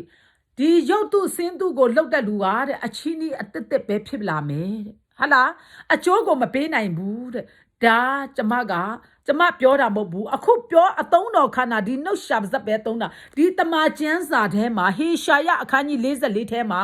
ဖယားသခင်ကဒီလိုပဲရုပ်တုကိုလှုပ်တဲ့လူဟာတဲ့အချင်းကြီးတက်လှုပ်တယ်လို့ဒီလိုပဲဟေရှာယအခန်းကြီး44အငယ်9မှာအတိလင်းပြောထားတယ်မိတ်ဆွေဟေရှာယအခန်းကြီး44အငယ်9ရုပ်တုစင်းသူကိုလှုပ်တော်သူအပေါင်းတို့သည်အချင်းကြီးတက်ဖြစ်ကြ၏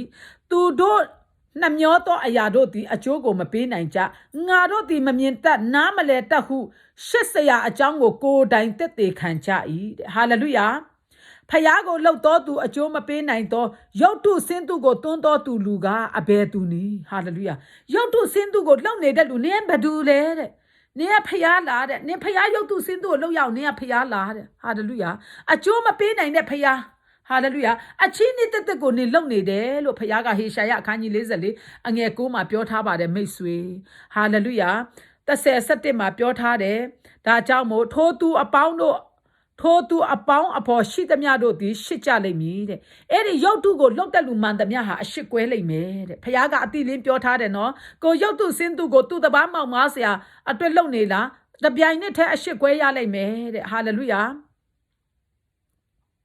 ထိတ်လန့်ခြင်းရှစ်ကြောက်ခြင်းရှိကြလိမ့်မည်ဗဘဲသမ7မှာဟေရှာယအခန်းကြီး44အငယ်7မှာဗဘဲသမားသည်ပစိန်ကိုလှုပ်ခြင်းကမိခဲ၌ဖုတ်၍လက်ယုံအားထုတ်လျက်တန်သူနှင့်ထုတတ်၏တဲ့ဟာလေလုယာဒါဗဘဲသမားရဲ့အလုပ်ဖြစ်တယ်ပြီးတော့အကယ်၍တဲ့မွတ်သိပ်သောအခါအာလျော့တတ်၏ရေမတောက်ရသောအခါမောတတ်၏တဲ့ဟာလေလုယာဒါကဗဘဲသမားအကြောင်းကိုပြောတာဖြစ်တယ်73မှာအငယ်73မှာလက်သမားအကြောင်းကိုပြောပြီးလက်သမားသည်မြင်းချလျက်စူးနှင့်မှတ်သား၍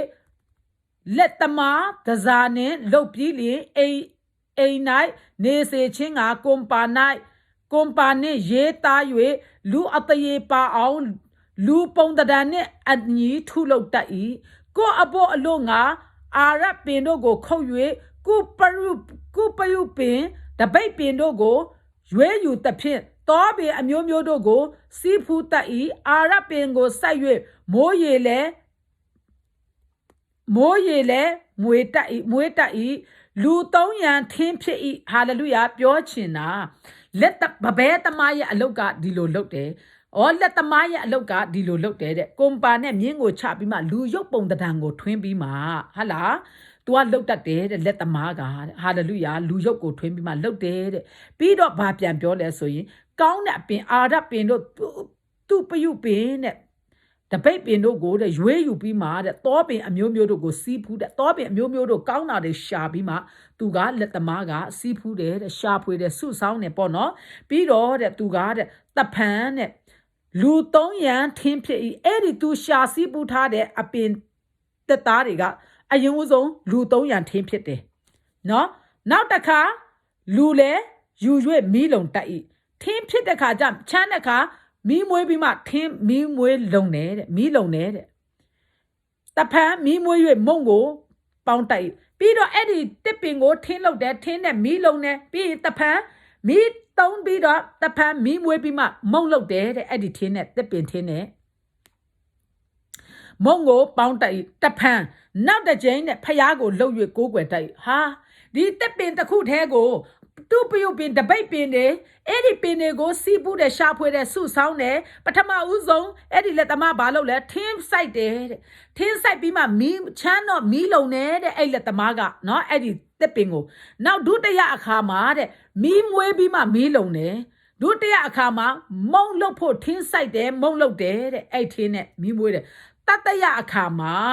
now the jama ba lok le lu tong yan thin phit yi lu le yu yue mi long tai ta phan mi mwe ye mong ko paung tai ta phan edi tit pin ko pong zan twin pi ma phaya lok de hallelujah မြင်တတ်ပါမည်ကြောင့်ဖျားသခင်ဤသည်နားထောင်ကြားနာသောသားသမီးအရောက်စီတည်းရဲ့ဝိညာဉ်မျက်စိဝိညာဉ်သားတွေဖွင့်ပြပါစေအဲ့ဒီတက်သားကို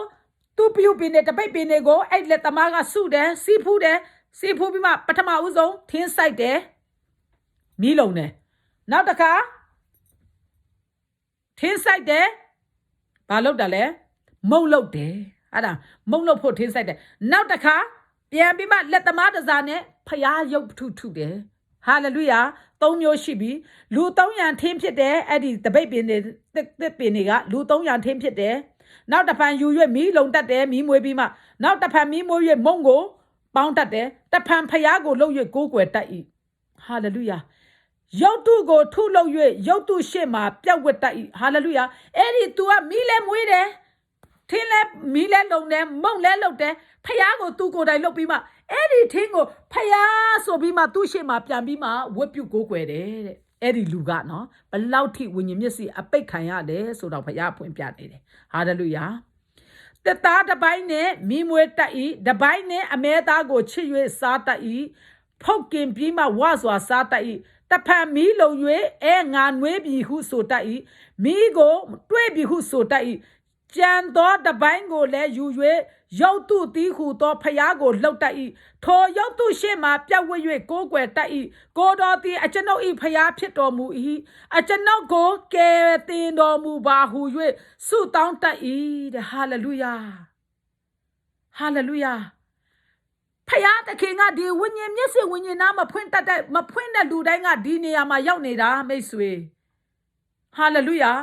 တော်ထဲမှာသူ့ပယုပင်တပိတ်ပင်ကိုခောက်တယ်စီးဖူးတယ်ပြီးမှတပိုင်းနဲ့ထင်းမီမွေးလုံးတယ်တပိုင်းနဲ့ငါနွေးပြီလို့ပြောတယ်တဲ့တပိုင်းနဲ့တဲ့မုံဖုတ်တယ်တဲ့တပိုင်းနဲ့တဲ့ဖျားကိုလှုပ်တယ်တဲ့ပြီးတော့တဲ့အဲ့ဒီသူလှုပ်ထားတဲ့ဖျားကိုပဲဖျားရဲ့ဆိုပြီးမှသူဆုတောင်းတယ်တဲ့အဲ့ဒီရုပ်တုရှေ့မှာဟာလေလုယာဟာလေလုယာအကျွန်ုပ်ဤဖျားဖြစ်တော်မူ၏အကျွန်ုပ်ကိုကယ်တော်မူပါဟု၍ဆုတောင်းတတ်၏တဲ့အဲ့ဒီသူလောက်ထားတဲ့ရုပ်တုရှေ့မှာကိုတော်ကကျွန်ုပ်ရဲ့ဖျားဖြစ်ပါတယ်ကျွန်ုပ်ကိုကယ်တော်မူပါလို့ဆုတောင်းတယ်တဲ့ဖျားကရင်နာလုံးလို့အသေးစိတ်ပြောပြနေတဲ့မိတ်ဆွေဟာလေလုယာကြံတော်တပိုင်းကိုလည်းတဲ့ရုပ်တုကိုပြောက်ဝှရကိုးကွယ်တတ်၏တဲ့ကိုတော်သည်အကျွန်ုပ်၏ဖျားဖြစ်တော်မူ၏အကျွန်ုပ်ကိုကယ်တင်တော်မူပါဟုယေရှုတောင်းတတ်၏ထို့သောသူသည်ပညာမရှိဉာဏ်မရှိတဲ့မမြင်နိုင်အောင်မျက်စိကို၎င်းတဲ့နားမလည်နိုင်အောင်စိတ်နှလုံးကို၎င်းတဲ့ပိတ်၏တဲ့ဟာလေလုယာဘာဖြစ်လို့အဲ့ဒီလူကတက်ပင်ကိုယူပြီးမှရှာဖွေစုဆောင်းပြီးမှတပိုင်းနဲ့မိမွေးတယ် mi long de the bine mong pok de ameda kin sade the bine yotu sindu go load de edi tu lok tha de yotu shi ma ko ro ga nga phaya phit de ke ro mu ba phaya lo su taw ne de chi ba de edi lu ga de nyan shi da la de pnya shi da la de ma shi bu de edi lu ha nyan kin to tu nyan me to tu sai na long pai mi ne to tu phit de lo thaw da phaya ga he sha ya ye no sha ba zat ko tong pi ma prophet ပြုခဲ့တယ်အခုဒုတိယချိန်ပြန်လဲပြီးမှသူ့သားသမီးတွေကြားဖို့ရသူ့သမီးစောမဦးရဲ့နှုတ်ကိုသုံးပြီးမှပြောနေပါတယ်မိတ်ဆွေဟာလေလုယာနားထောင်တော်သားသမီးများနားလည်နိုင်ပါမည်အကြောင်းတလုံးမကြံတို့ကိုဖျားသခင်ရဲ့တန်ရှင်တော်ဝိညာဉ်တော်သည်တင်တို့ရဲ့ဝိညာဉ်မျက်စိဝိညာဉ်နားလည်နှလုံးသောနားလည်နိုင်သောနှလုံးတွေဖွင့်ပေးပါစေသောဒီနေရာလေးကနေတတိပေးနိုးဆိုဆုတောင်းမြတ်တာပို့တာလိုက်ပါတယ်ဟာလေလုယာတလောက်တောင်ဟာလေလုယာညံမဲ့ရသလားဆိုပြီးဖခင်ကကျွန်တော်တို့ပြောနေတဲ့မိတ်ဆွေထို့တော့သူဒီပညာမရှိဉာဏ်မရှိမမြင်နိုင်အောင်မျက်စိကို၎င်းနားမလည်နိုင်အောင်စိတ်နှလုံးကို၎င်းပိတ်ဤတဲ့ငါဒီတပိုင်းနဲ့မီးမွေးပြီဟုတ်လားဉာဏ်ရှိတော့သူဉာဏ်ပွင့်နေတော့သူဝိညာဉ်မျက်စိပွင့်နေတဲ့လူဆိုရင် तू စဉ်းစားတတ်မယ်တဲ့ဘလို့စဉ်းစားမလဲဟာလေလုယာငါဒီတပိုင်းနဲ့မီးကိုမွေးပြီဟုတ်လားတဲ့မုံကိုလည်းခိုမီးခဲပေါ်မှာဖုတ်နေပြီအမဲသားကိုလည်းกิน၍စားလေပြီကျွန်းသောအပိုင်းကိုစစ်ဆုပ်ယွန်ရှာပွဲဖြစ်စေရမည်လောတစ်သားရှိမှငါပြတ်ဝိရမည်လောဟုစိတ်နှလုံးထဲမှာမအောင်မိတတ်တဲ့ဟာလေလုယာမစင်ချင်နိုင်အောင်တဲ့ဉာဏ်ပညာအလင်းမရှိပါတကားတဲ့ထာဝရဘုရားကအော်တဲ့အဲ့ဒီလူကတော့တဲ့ငါကတဲ့တပိုင်းနဲ့မီးမွေးပြီးမှမုံကိုလှုပ်တယ်တပိုင်းနဲ့ငါမီးကိုလုံတယ်တဲ့တပိုင်းနဲ့ငါအမဲသားကိုกินနေစားတယ်တဲ့အဲ့တပိုင်းကိုတဲ့ငါကတဲ့ဟာလားညညူအောင်ငါလုပ်ရမလားတဲ့ငါမစင်ချင်တတ်အောင်တဲ့ငါမစင်ချင်တုံတရားမရှိနိုင်ပါလားဉာဏ်ပညာအလင်းမရှိပါတကားတဲ့ဟာလေလုယာအဲ့လိုသူတာတကယ်တမ်းရှစ်ဉာဏ်ပညာရှင်အဲ့လိုမျိုးတွေးလိုက်မယ်တဲ့သူသည်မိဖို့ပြာကိုจิตစားတတ်၏မိုက်သောစိတ်နှင့်လမ်းလွဲပြီးထို့ကြောင့်ကိုယ်ဝိညာဉ်ကိုကိုမချွတ်နိုင်မိမိလက်ရလက်၌မိစ္ဆာဒိဋ္ဌိပါသလိုဟုမအောင်မေ့နိုင်ပါတကားဟာလေလုယာဒီနေ့ဟေရှာယအခန်းကြီး44ဟာလေလုယာဟေရှာယအခန်းကြီး44အငယ်6ကနေနော်20ကနေအငယ်6ကနေ20ပါဖျားတခင်ကသူ့သမီးရဲ့နှုတ်ရှာပါဇက်ကိုတုံးပြီးပြလဲပြီးမှတိုက်ကျွေးနေပါတယ်မိတ်ဆွေတကယ်ပါဖျားတခင်ကရုပ်တုစင်းသူတို့ကိုချင်းကပ်နေတဲ့သားသမီးတွေဖျားတခင်ကတိနာတောင်ပေါ်မှာပထမဦးဆုံးဆင်းတဲ့အချိန်မှာသူကပြောထားတယ်ငါကိုကိုးကွယ်ဖို့ငါကနင်တို့ကိုမိဖြင့်ဆင်းပြီးမှတိနာတောင်မှာတွေ့ခဲ့ပြီဒါကြောင့်နင်တို့တဲ့အထက်အာကာသဖြစ်စေမြေအောက်မြေပေါ်မှာဖြစ်စေရေအောက်တတဝါဖြစ်စေငါကိုကိုးကွယ်ဖို့ရာရုပ်တုစင်းသူကိုမလုံနဲ့ဥမချဝင်းမပြူနဲ့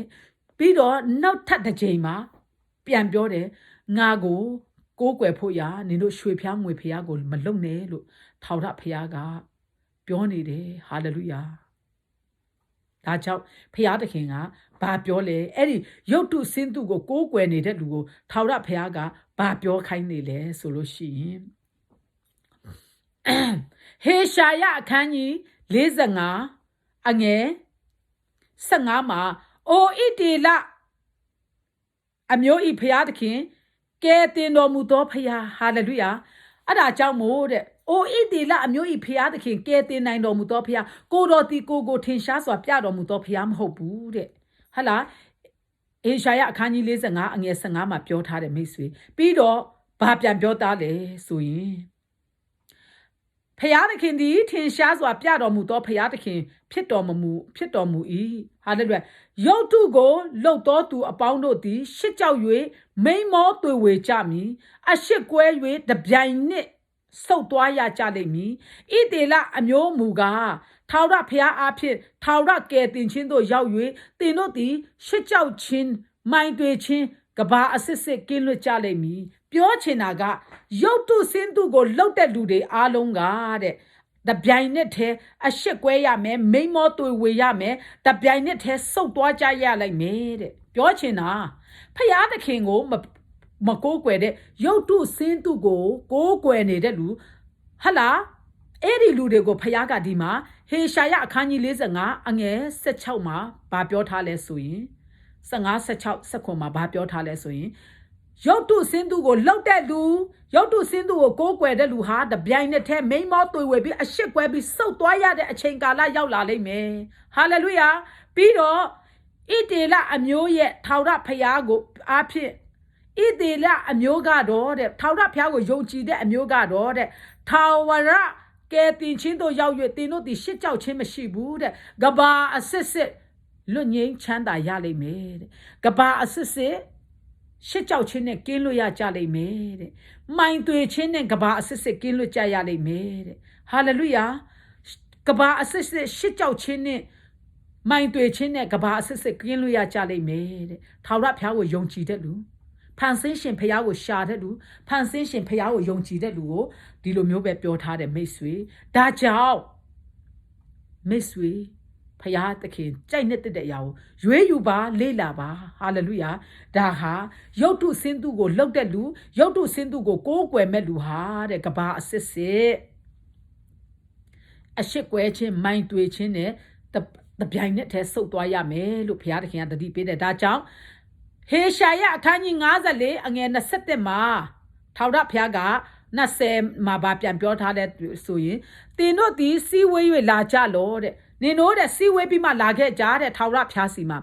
tin do di si we yue la ja lo de mi mi do thu lok to tet ta ko saung yue to tu ma ke tin nai to phya ko pathana pyu to tu do ti pnya ma shi de ta din ja pyo ja lo de lu mya do ani to kho khe yue tai min ja se I amu ko she ka la ma sa yue abe tu pho pya ta ni de Attack a bear do hop your the need, na tauda pia hop your team ho lord, na mada ba a chat or payatiki machine, na the pama topaya, get in topaya pi, na mada ba a chat or machine, payamashi. Hallelujah. Nino that tauda payaga pione the mesui. Hallelujah. Taura piaga balu pione le. He shaya canning azale and yes a goane, tauda piaga, na mada ba a chat or payamashibu, na the they say swa. Maho, Meji a tema, Mau might do a yanai, Maho. Naga take the gleaning up your head, Amobu. Naga, Mau my mahoni, Amobu. Nama the ba a chat of Payama Shibu, so being a take the gleaning up your head, Amobu. Dajamo Nino Lakeja, see way be mangazi on Ninopiala. Hala. Tino di, see way we la jalo. A time die a pibidoma. Belo thought to do, see way jalo. Hala. A coach ain't no bail be my don't come out did do. A time that be began a sea way be my nino nasi go pian la keja. Time in ja. Pido, nino god, maketin and a payago. Hala, patana puta luswa. Yo to sin to ga nino makena boo. Luga le lulu chin and nino go makena boo. Lulu chin. So yin benny amale soda, you know, yin tapa me chow, payat can put yabasi. Lulu chin. A shim payalo makoya bu payama jaibu. Lulu chima a shim payama shibu. Eh lulu chima le lube go le lube tu le lube. Ba the yabe ya a shim payalo kokwe mashibu payaga pione. A balu lemacone a shim payalo lemacone. Upias sialo macone, lupiopi da chanza de ma payaga. Jamaga pioda mo, tama chanza ga pioda. Lulu chi a shim payalo macone, nino go get in a net lumashibu. Hala, young to sin to got them a canaibu, Lulu chinga them a canaibu, Dajamo, a time day a pipiga, a coach, Belu Leshini Dotu, time may be manino lakeja. Hala, Maketi nine payago, Patana pu dotu sura, Maketi nine yotu sin to Lulu chingo, su down be my go when it do. They know my pina mere, pina shibu. Hallelujah. The din chap your lord. Hallelujah. Lulu chin, yotu de baptip the Lulu chin, my people say. Patana pu be su matao ne, su alo su down at what pina mashibu pina me do pit there. Then banati down tabo ya, they manat pa the good out tabab and low. Young to shema dilo ne in the ha, tauda paya pansi shim payaga. Tinya mere, hallelujah. Coquet, timing jar, e amugo, nga, shake a la grea sang up your get, nga akuma pioda mobude, nino de. Nga mataba a chato payama shibu, nga taura pia piore, nga about the ba a chap payataki mashibu, nga the pound do payapide, get in do payapide, nga ganino get in 9 day. ဟာလေလုယာငါကကယ်တင်နိုင်တဲ့ဖခင်ဖြစ်တယ်နင်တို့ငါရှေးကာလကလေးကငါပြောခဲ့ပြီးငါမှတပါအခြားသောဖခင်မရှိဘူးလို့ပြောတယ်ဒါကြောင့်မို့ဖျားမရှိမြေကြီးစွန်းသားအပေါင်းတို့ငါ့ကိုမျှော်ကြည့်၍ကဲတင်ချင်းကျေးဇူးကိုခံကြလောဒါကြောင့်ပြောပါတယ်ကဘာပေါ်မှာရှိတဲ့မြေကြီးစွန်းသားအပေါင်းအားလုံးငါ့ကိုမျှော်ကြည့်ပြီးမှငါစီကနေကဲတင်ချင်းကိုနင်တို့ခံယူကြလို့ဖျားသခင်ကလူတိုင်းကိုခေါ်ပြောနေပါတယ်မိတ်ဆွေခရစ်ယာန်လူတစ်မျိုးကိုပဲပြောတာမဟုတ်ပါဘူးဖျားသခင်ကိုယုံကြည်တဲ့လူတစ်မျိုးတည်းကိုပဲပြောတာမဟုတ်ဘူးထာဝရဖျားကဟေရှာယအခန်းကြီး45အငယ်23မှာဘာပြောလဲအငယ်23မှာမကဲတင်နိုင်တဲ့ဖခင်ကိုပထနာပြုတဲ့လူဟာပညာမဲ့တော်သူဖြစ်တယ်မကဲတင်နိုင်တဲ့ဖခင်လူချင်းကိုဆုတောင်းကိုးကွယ်နေတဲ့လူချင်းကိုပြောနေတဲ့လူဟာပညာမဲ့တော်သူဖြစ်တယ်ဒါကြောင့်မို့နင်တို့အခုချိန်ထိကြံကျွန်းပြီးမှလွတ်ချင်းရနေသလားအတိုင်းပြည်ကနေစုဝေးပြီးလာခဲ့ကြတိုင်ပင်ကြငါကနင်တို့ကိုအခုမှတိုးတိတ်မောင်းမိုက်ထဲမှာပြောနေတာမဟုတ်ဘူးရှေးကာလကနေစပြီးငါနင်တို့ကိုပြောနေတယ်ငါမတပါအခြားသောဖခင်ကိုမကိုးကွယ်နဲ့ငါမတပါရုပ်တုစင်သူကိုငါကိုကိုးကွယ်ဖို့ရရွှေဖျားငွေဖျားကိုမလုံနဲ့အပေါ်ရုပ်တုစင်သူစာညစ်နဲ့တူတဲ့လူတားရင်တလိษံနဲ့တူတဲ့လူရေအောက်တဝါနဲ့တူတဲ့လူကိုငါကိုကိုးကွယ်ဖို့ရရုပ်တုစင်သူကိုလှုပ်ပြီးမှဥမချဝတ်မပြုနဲ့ဟာလေလုယာလူကိုမကိုးစားနဲ့ဟာလေလုယာရုပ်တုစင်သူကိုကိုးကွယ်တဲ့လူကကိုစင်ချင်သုံးတရားမရှိဘူးပညာမဲ့တယ်ဒါကြောင့်စိတ်နှလုံးကိုပိတ်မိနေတယ်ဒါကြောင့်အခုချိန်ထိနင်ကြမ်းမာနေလားနင်အခုချိန်ထိဘာမှမကြုံတွေ့ရသေးဘူးလားအပြည်အတိုင်းကနေစုဝေးပြီးမှလာခဲ့ကြတော့တိုင်ပင်ကြငါနင်တို့ကိုခေါ်နေတယ်ငါကကဲတင်နိုင်တဲ့ဖခင်ဖြစ်တယ်ငါမတပါကဲတင်နိုင်တဲ့ဖခင်မရှိဘူးဒါကြောင့်မြေကြီးစွန်းသားအပေါင်းတို့ငါကိုမျှော်ကြည့်ပြီးမှငါစီကနေနင်တို့ကဲတင်ခြင်းကိုခံယူကြတော့ဟာလေလုယာပြောနေပြီမိတ်ဆွေထောက်တာဖခင်ကမြေကြီးစွန်းသားအပေါင်းတို့ဆိုတာယုံကြည်သူခရစ်ယာန်တွေငါသားသမီးတွေငါရဲ့ဣသရေလလူမျိုးတွေလို့မပြောဘူးငါကဲတင်နိုင်တဲ့ဖခင်ငါဖန်ဆင်းရှင်ဖခင်ဖြစ်တဲ့မြေကြီးစွန်းသားအပေါင်းတို့ငါကိုမျှော်ကြည့်၍ကဲတင်ခြင်းကျေးဇူးကိုခံကြလောဟာလေလုယာမြေကြီးစွန်းသားအပေါင်းတို့ငါကိုမျှော်ကြည့်၍ကဲတင်ခြင်းကျေးဇူးကိုခံကြလောငါသည်ဖခင်သခင်ဖြစ်၏ငါမတပါအခြားသောဖခင်မရှိငါရှေ့၌လူတိုင်းဒူးထောက်ရမည်လို့ပြောတာဟာလေလုယာမြေကြီးစွန်းသားပေါင်းတို့ဆိုတာတကဘာလုံးမှာရှိတဲ့လူတွေကိုပြောနေတာမယုံကြည်သူလူမျိုးပေါင်းစုံကိုပြောနေတာချင်းလူမျိုးတစ်မျိုးကိုပဲပြောနေတာမဟုတ်ဘူးမြန်မာလူမျိုးတစ်မျိုးကိုပဲပြောနေတာမဟုတ်ဘူးလူဖြူလူမဲကိုပဲပြောနေတာမဟုတ်ဘူးအခုအခါမှာဖျားသခင်ကတပြစ်စည်းလဲနေပြီတင်တို့ကဲတင်နိုင်တဲ့ဖျားကိုရှာဖို့အချိန်ရောက်နေပြီမကဲတင်နိုင်တဲ့ဖျားကိုတင်တို့နှုတ်ဗာလဲအချိန်ကုန်ခံပြီးမှစီးပူးစီးကနေဖို့အချိန်မဟုတ်တော့ဘူးလို့ဖျားသခင်ကဘလို့ပြောတာလဲဟာလေလုယာမြေကြီးစွန်းသားအပေါင်းတို့ကဲတင်နိုင်တဲ့ဖခင်ကိုမျှော်ကြည့်ပြီးမှကဲတင်ခြင်းကျေးဇူးကိုတင်တို့ခံကြတော့ငါကကဲတင်နိုင်တဲ့ဖခင်ဖြစ်တယ်ငါမတပါအခြားသောဖခင်မရှိဘူးငါရှေ့မှာချင်းလူမျိုးတွေငါ့ကိုယုံကြည်တဲ့ငါသားသမီးတွေပဲဒူးထောက်ရမယ်လို့မပြောဘူးငါရှေ့မှာလူတိုင်းဒူးထောက်ရမယ်ဟာလေလုယာဖန်ဆင်းရှင်ဖခင်ရှေ့မှာအချိန်တန်လူတိုင်းဒူးထောက်လက်မြောက်ရတော့မယ်အဲ့ဒီအချိန်မတန်ခင်မှာကိုကရွေးယူပြီးဒူးထောက်လက်မြောက်မှလွတ်ချင်းရမှာအချိန်တန်မှဒူးထောက်လက်မြောက်တဲ့လူကတရားစီရင်ပြီးမှငရဲတဲ့ချဖို့ပဲလွတ်မြောက်ရတော့မှာဟာလေလုယာတရားစီရင်တဲ့အချိန်မှာဒူးထောက်လက်မြောက်ပြီးမှဗာလဲစုပ်သွားပြီးမှတစ်ချစ်ထဲငရဲထဲကိုချပြီးစီရင်ချင်းခံဖို့ဒူးထောက်လက်မြောက်တာနောက်ကျသွားပြီအခုကတည်းကသူ့ရဲ့ယုံကြည်သူတွေသူ့ရဲ့ prophet တွေသူ့ရဲ့တမန်တွေကိုသုံးပြီးမှဤကဲ့သို့ပြက်သားဖခင်ရဲ့မျက်နှာကိုပဲထောက်ပြီးမှတမန်တရားအတိုင်းသစ္စာရှိစွာလူတွေမသိသေးသောသူတွေသိအောင်မကြားဘူးသေးသောသူတွေကြားဘူးအောင်မနားလည်သေးတဲ့သူတွေနားလည်အောင်စေတနာစိတ်နဲ့တလုံးမကြိုင်ဣတိမရွေးပြန်လဲဖွင့်ပြတိုက်ကျွေးနေတာထိုတန်ရှင်သောဝိညာဉ်တော်ဖခင်ဖြစ်တဲ့မိတ်ဆွေဟာလေလုယာဒါကြောင့်မြေကြီးစွန်းသားအပေါင်းတို့လာကြမကဲတင်နိုင်တဲ့ဖခင်ကိုနင်တို့ပထနာပြုတော်သူကပညာမဲ့တော်သူဖြစ်တယ်ငါဟာတင်တို့ကိုတိုးတိတ်မောင်မိုက်ထဲမှာပြောခဲ့တာမဟုတ်ဘူးရှေးကာလမှစပြီးမှငါမတပါအခြားသောဖခင်မရှိဘူးလို့ငါထုတ်ဖော်ပြောခဲ့တယ်ဒါကြောင့်မို့ဟာလာမြေကြီးစွန်းသားအပေါင်းတို့လာကြငါမတပါအခြားသောဖခင်မရှိဘူးငါဟာကဲတင်နိုင်တဲ့ဖခင်ဖြစ်တယ်ငါရှေ့မှာလူတိုင်းဒူးထောက်ရမယ်ဟာလေလုယာငါရှေ့၌လူတိုင်းဒူးထောက်ရမည်လူတိုင်းမိမိနှုတ်နှင့်သစ္စာကိုခံရမည်ဟုကိုတိုင်တည်၍ငါကျိန်ဆိုသောတရားစကားသည်ငါနှုတ်မှထွက်သည်ဖြစ်၍မပြည့်စုံဘဲမနေရဟာလေလုယာ ထောက်ရဖျားဖန်ဆင်းရှင်ဖျားကပြောနေတယ်ငါနှုတ်မှထွက်တဲ့ငါစကားကကိုငါလက်ကိုတိုင်တည်ပြီးမှငါချိန်ဆိုထားတဲ့အတွက်မပြည့်စုံပဲမနေရဟာလေလုယာသားသမီးတို့ဟလာညီကိုမောင်နှမတို့မြေကြီးစွန်းသားအပေါင်းတို့ဒီနေ့ဒီတမန်တရားလေးကိုကြားနာတဲ့အခါမှာကြောက်ရွံ့တုန်လှုပ်ပြီးမှထိုဖန်ဆင်းရှင်ဖျားရှိမှာအညံ့ခံဒူးထောက်လက်မြောက်ပြီးမှကျွန်တော်ကျမလည်းသိချင်းနဲ့ကျွန်တော်ကျမကိုလည်းနားလေခွင့်ပေးပါလို့ဒူးထောက်ပါလက်မြောက်ပါဆုတောင်းပါမဲရင်ဖြေတဲ့ဖျားထိုးရင်ခေါ်တဲ့ဖျားကိုနားလေနိုင်တဲ့ညာနဲ့စကားပြောလာပါလိမ့်မယ်မိတ်ဆွေဟာလေလုယာထာဝရဖျားအားဖြင့်သာဖြောင့်မတ်ခြင်းနှင့်အစွမ်းတတိကိုရပါသည်ဟုလူတိုင်းလျှောက်ရမည်ကိုတော်ကိုမနာလိုသောသူအပေါင်းတို့သည်အထံတော်သို့လာ၍ရှစ်ကြောက်ချင်းသို့ရောက်ကြလိမ့်မည်ဣသေလအမျိုးသားအပေါင်းတို့ကထာဝရဘုရားအဖင်ဖြောင့်မတ်ရာသို့ဝါကြွားဝမ်းမြောက်လိုက်မည်အဲ့ဒီအချိန်ရောက်လာတဲ့အခါမှာထာဝရဘုရားကိုယ်တိုင်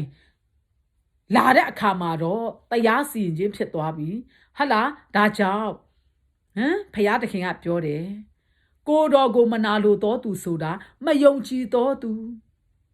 ဟာလေလုယာမယုံကြည်တော်သူအဲ့ဒီလူတွေကတော့ဘယ်ကိုတော်ကိုမနာလိုတော်သူအပေါင်းတို့သည်အထံတော်သို့လာ၍ရှစ်ကြောက်ချင်းတို့ရှိကြလိမ့်မည်ဟာလေလုယာထာဝရဘုရားရဲ့လူတွေကတော့တဲ့ဖြောင့်မတ်ရာတို့ရောက်၍ဝါကြွားကြလိမ့်မည်တဲ့ဟာလေလုယာပြောချင်တာဘုရားသခင်ကဒီလိုမျိုးအတိလင်းပြက်ပြက်သားသားပြောနေတဲ့အရာကိုကပေါ့လျော့နေလို့မရတော့ဘူးဆိုတဲ့အရာကိုနားလည်စေချင်တယ်မိတ်ဆွေဟာလေလုယာဒါကြောင့်ဟွာပါလေရေရကျေလာအခန်းကြီး9ရေရကျေလာအခန်းကြီး6အငယ်9မှာဗာပြောထားလဲဆိုငါကိုစွန့်ပစ်၍မာယွန်းတတ်သောနှလုံးကို၎င်းရောက်သူစင်းသူတို့နှင့်မာယွန်းလိုသဖြင့်လိုက်၍ကြည်သောမျက်စိတို့ကို၎င်းငါပယ်ဖြတ်သောအခါလွတ်တော်သူတို့သည်တိမ်သွားခြင်းကိုခံရအပီတို့၌ငါကိုအောင်းမေ့ကြလိမ့်မည်ပြုသမျှသောဆစ်ဆုပ်ယွန်ရှာအမှုတို့ကြောင့်ကိုယွန်ရှာကြလိမ့်မည်ထို့သောအပြစ်ဒဏ်ကိုငါပေးမည်ငါထာဝရဘုရားသည်အချင်းဤမိန့်တော်မူသည်မဟုတ်ကြောင်းကိုသိရလိမ့်မည်ဟာလေလုယာထာဝရဘုရားဘလောက်တောင်ကြောက်စရာကောင်းတဲ့မိတ်ဆွေရေရကျေလအနာဂတ်ကျမ်းအခန်းကြီး6အငယ်30မှာထာဝရဘုရားကဘလို့ပြောထားလဲအရန်ကြောက်စရာကောင်းပါတယ်မိတ်ဆွေငါကိုစွန့်ပစ်တယ်ဆိုတာအခုသင်ကစွန့်ပစ်တာမစွန့်ပစ်တာသင်ကသိမှာမဟုတ်ဘူးသင်ကထာဝရဘုရားဖန်ဆင်းရှင်ဘုရားကိုဂယုလည်းမဆိုင်ဘူးစုံလည်းမစုံစမ်းဘူးမသိဘူးဆိုရင်ရေရကျေလအားဖြင့်ထာဝရဘုရားကသူ့ရဲ့သားသမီးတို့ကိုသိစေဖို့ရဘလို့ prophet ပြုထားလဲဆိုငါကိုပြစ်မှားသောအမှုတဲ့ဟာလေလုယာငါကိုပြစ်မှားသောအမှုဟာလေလုယာငါကိုစွန့်ပစ်၍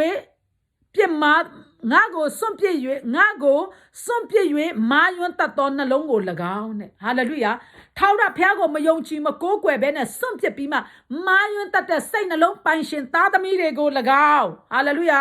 ပြီးတော့ရုပ်တုစင်းသူတို့နဲ့မာယွန်းလိုသဖြင့်လိုက်၍ကြည်သောမျက်စိတို့ကို၎င်းငါပယ်ဖြတ်သောအခါဟာလေလုယာရုပ်တုစင်းသူတွေနဲ့ချီးမွမ်းကိုးကွယ်ဖို့ဖျားဖန်ဆင်းရှင်ဖျားကိုမရှာဘဲနဲ့လူလက်နဲ့ရုပ်ထားတဲ့ရွှေဖျားငွေဖျားကြောက်ဖျားတန်ဖျားတစ်ဖျားကြေးဖျားတလိษံရုပ်တုစင်းသူတွေကိုကိုးကွယ်ဖို့ရာအတွက်ချိနေတဲ့မျက်စိတွေကိုတောင်းဖျားကငါပယ်ဖြတ်သောအခါလွတ်တော်သူတို့သည်တိမ်သွားခြင်းခံရအရရက်သူတို့ကလွတ်သွားတယ်တဲ့ဒါပေမဲ့အပိပိုင်လွတ်တာမဟုတ်ဘူးနော်အဲ့ဒီမှာဘာပြောလဲလွတ်အခုချိန်ထိသူတို့ကအဲ့ဒီနေရာမှာနေတယ်ငါကိုလည်းမရှာဘူးဟာလားအခုချိန်ထိမယုံကြည်သူတွေဖယားသခင်ကိုယုံကြည်သူတွေဖယားသခင်ရဲ့စိတ်တော်ကိုမတွေ့မာယွန်းစွာစွန့်ပစ်ပြီးမှရုပ်တုစင်းသူတို့ကိုပဲကိုးကွယ်ဖို့လိုက်ရှာနေတဲ့နှလုံးပိုင်ရှင်တွေမယုံကြည်သူတွေဟာလေလုယာကဘာပေါ်မှာရှိတဲ့လူတွေအားလုံးကိုပြောတာဖြစ်တယ်ကဘာသူကဘာသားတွေကိုပြောတာဖြစ်တယ်ငါကိုစွန့်ပစ်၍မာယွန်းတတ်သောနှလုံးကို၎င်းရုပ်တုစင်းသူတို့နှင့်မာယွန်းလိုသဖြင့်လိုက်၍ကြည်သောမျက်စိတို့ကို၎င်းငါပယ်ဖြတ်သောအခါလွတ်သောသူတို့သည်တိမ်သွားခြင်းကိုခံသောအပြည်တို့၌ငါကိုအောက်မေ့ကြလိမ့်မည်တဲ့ဘာဖြစ်လို့မေ့တော့ငါတို့မှာတော့နော်အခုကတော့ငါတို့ကတော့လွတ်နေတယ်ဒါပေမဲ့သူတို့စိတ်နှလုံးထဲမှာဘာအောက်မေ့လဲဟာလေလုယာသူတို့ပြုမြင့်သမျှသောဆက်ဆုပ်ယွန်ရှာပွဲအမှုတို့ကြောင့်ကိုယွန်ရှာကြလိမ့်မည်တဲ့ Toto a bit dango nga pay me. Taura piaga. Tu go some pit that mu, tu go mako where that mu, yo to sin to go where that mua, a bit pay go pay me. Hallelujah. Pay go pay mare. Naga, Nalico time the beach in Sudel, Okuna le Piotr. A could di machado, ye chila apin papiole. A kuna he shaya apin time the day. Di ma ye chila apin piamporaga. Toto a bit dango nga pay me who nga taura piati, a chini main or mudam hobude. Allo, she de Nago Mashade, Yotu Sinduro go Mako Quebane, Nabe Payapi Padalo, Napioni at Ane, Nago Mayus, Gayuma Saibu, Yotu Sindu go Coqueni, that other mide, Naha, Napiot as a gamma tibuti, the Ninotia le me, Tanego, Tinotia le me. Toto a bit dango nga pay me who nga taura piati, a chini main or mutim ho.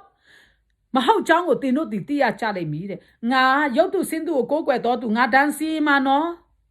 Ma go kwe ne no nga be pya phit no nga be go kwe nga pyo tha de nga pyo de thau da phya achi ni nga main lo mu da mo hu. E di apit ko nga pe me soda ni no tanit ti ko ti ya lai me de. A shin thau da phya main lo mu ti ga. I de la a myo pyu mi tamya to yun sha bwe amu so do jaw A Mingala, Shiba di the Gahu, so liet, Lekoti lo, Chinin sound lo, a Jamuga Tudoti, Dabe, Mote Chimbe, Nabedo Pin lay with the Ajale me, hallelujah. A ku yawney be missy. Same accountia. They not a ku change. All these summer word or low chale biami, Bada de Swanny biami, they look pure omala. Eh? They know Obama Matibu. Hala. Dima. Taura Piaga Pionide. Aku, Eddie, Badama Makaya, the Utia Yotu Sindu Boe Coquenid, the Lay Sound Bear Coquenid, Pansation Piaja Lebama Gumasai Deu, the Marjanza Lema Patebu, the Marjanza Tida Lujonchi Dura, let me opala Yoya Silla Dema Benede, Eddie Lubetema Pame, Lupiole, Piatakin, Aku Pinide Gala, a chain young navy. Hola, ye chila, a canny chop and yes, setema. A shin taura pya made or mudiga, Edila and your pumi the miato yun shawe a musodo chow, a mingla shiba di the kahu, so lie lekot di lo, chenin sound law, a jamuga to roti, dabe, mote chimbe, nabedo pin lay with the jale me, a coupin be made sway.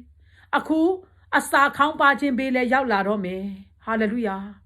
Payaga changing pure kind of pure get bibi. A could tap your me, a sa count bar chimbe yaulame, dabe mute chimbe, luya chimbe de yaulamelo, Payaki a property, Yajina let your bibi, Jamado pure kind of yaule pure hair bibi, a tat a coup, Payaga tap your body may sway, da chow, Jano Jamado hoa, Pupin timbade, look, Yeshuna mana, dinialiani, the deep venus or like body. Hallelujah. Piataking Babiole, the Ayago, Jamaga, Biochin, be met a yan, O Vale, Nigon choke bangbo, Nigon choke bango, Jamat Biome, Dilo Ayamio go Piataking you that ludi. Hala, Nigon choke bang so be met, Piataking Babiole, Jamado.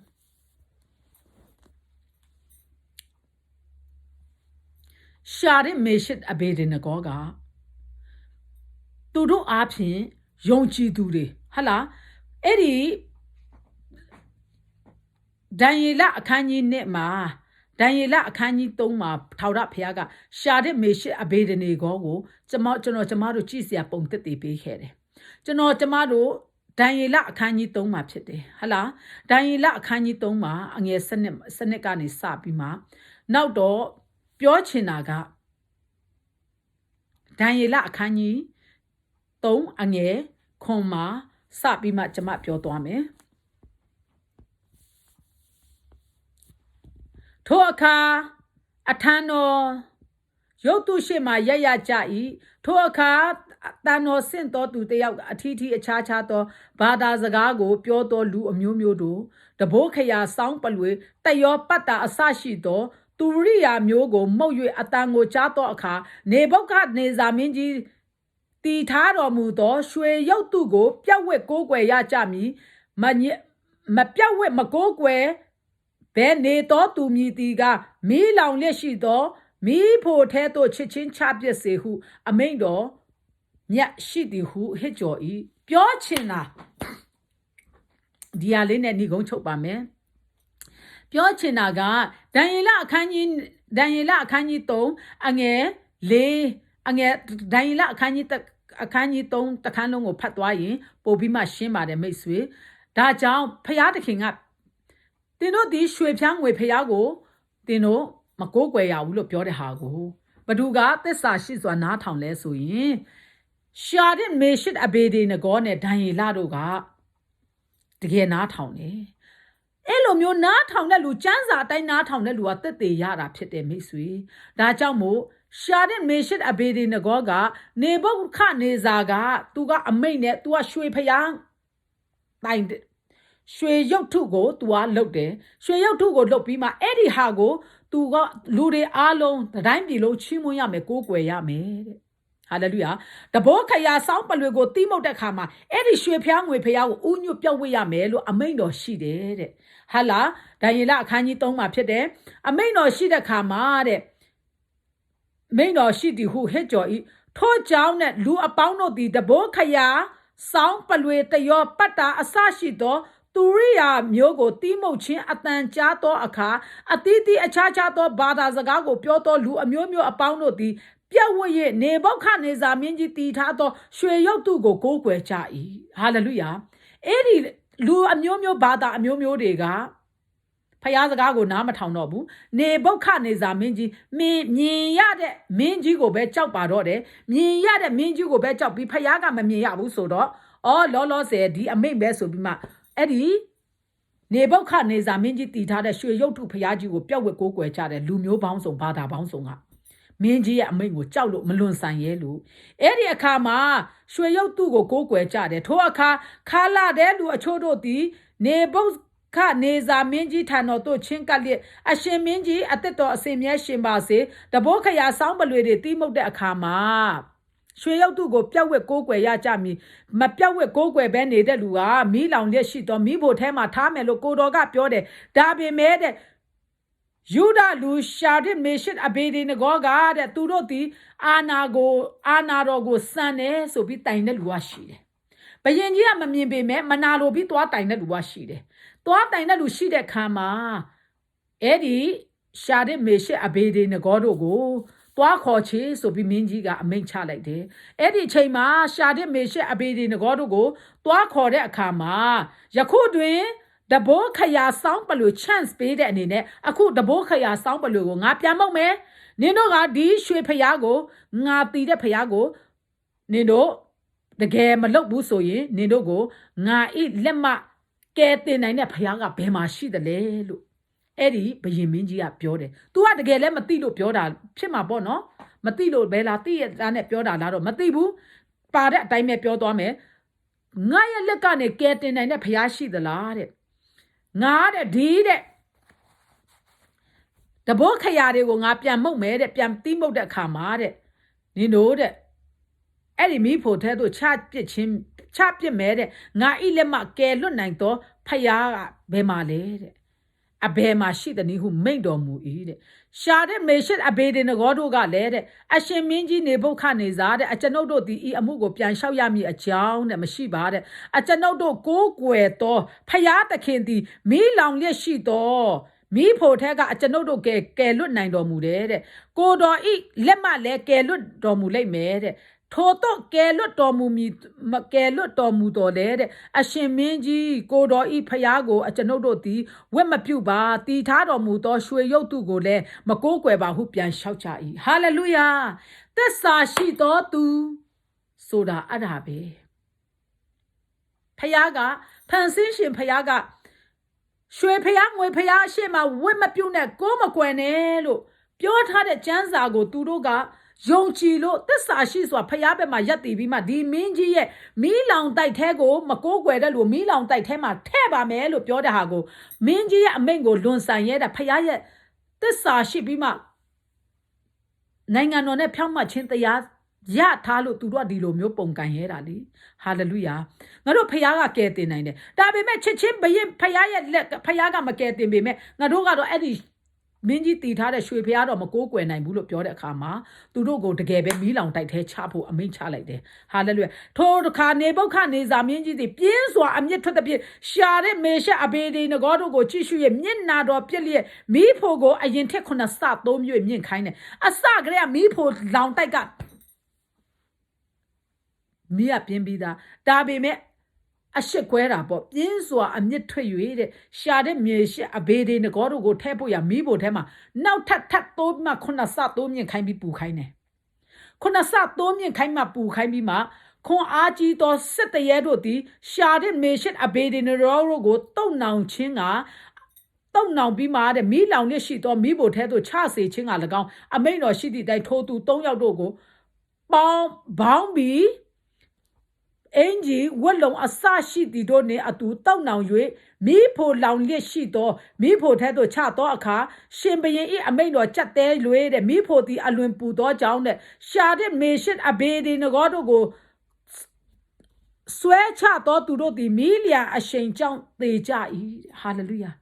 အဲ့ဒီမိဖို့ကအရှိန်ပြင်းလွန်းလို့ဘရက်အမိန့်ကပြင်းလွန်းလို့ရှာတဲ့မေရှက်အဘေဒီနရောကိုအဘေဒနေဂေါတို့ကိုမီးလောင်တိုက်ထဲကိုဆွဲချတဲ့လူတွေစစ်တရဲတွေခွန်အားကြီးသောစစ်တရဲတွေကတဲ့အဲ့ဒီမီးရှိန်ကြောင့်သေကုန်တယ်တဲ့ဟာလေလုယာ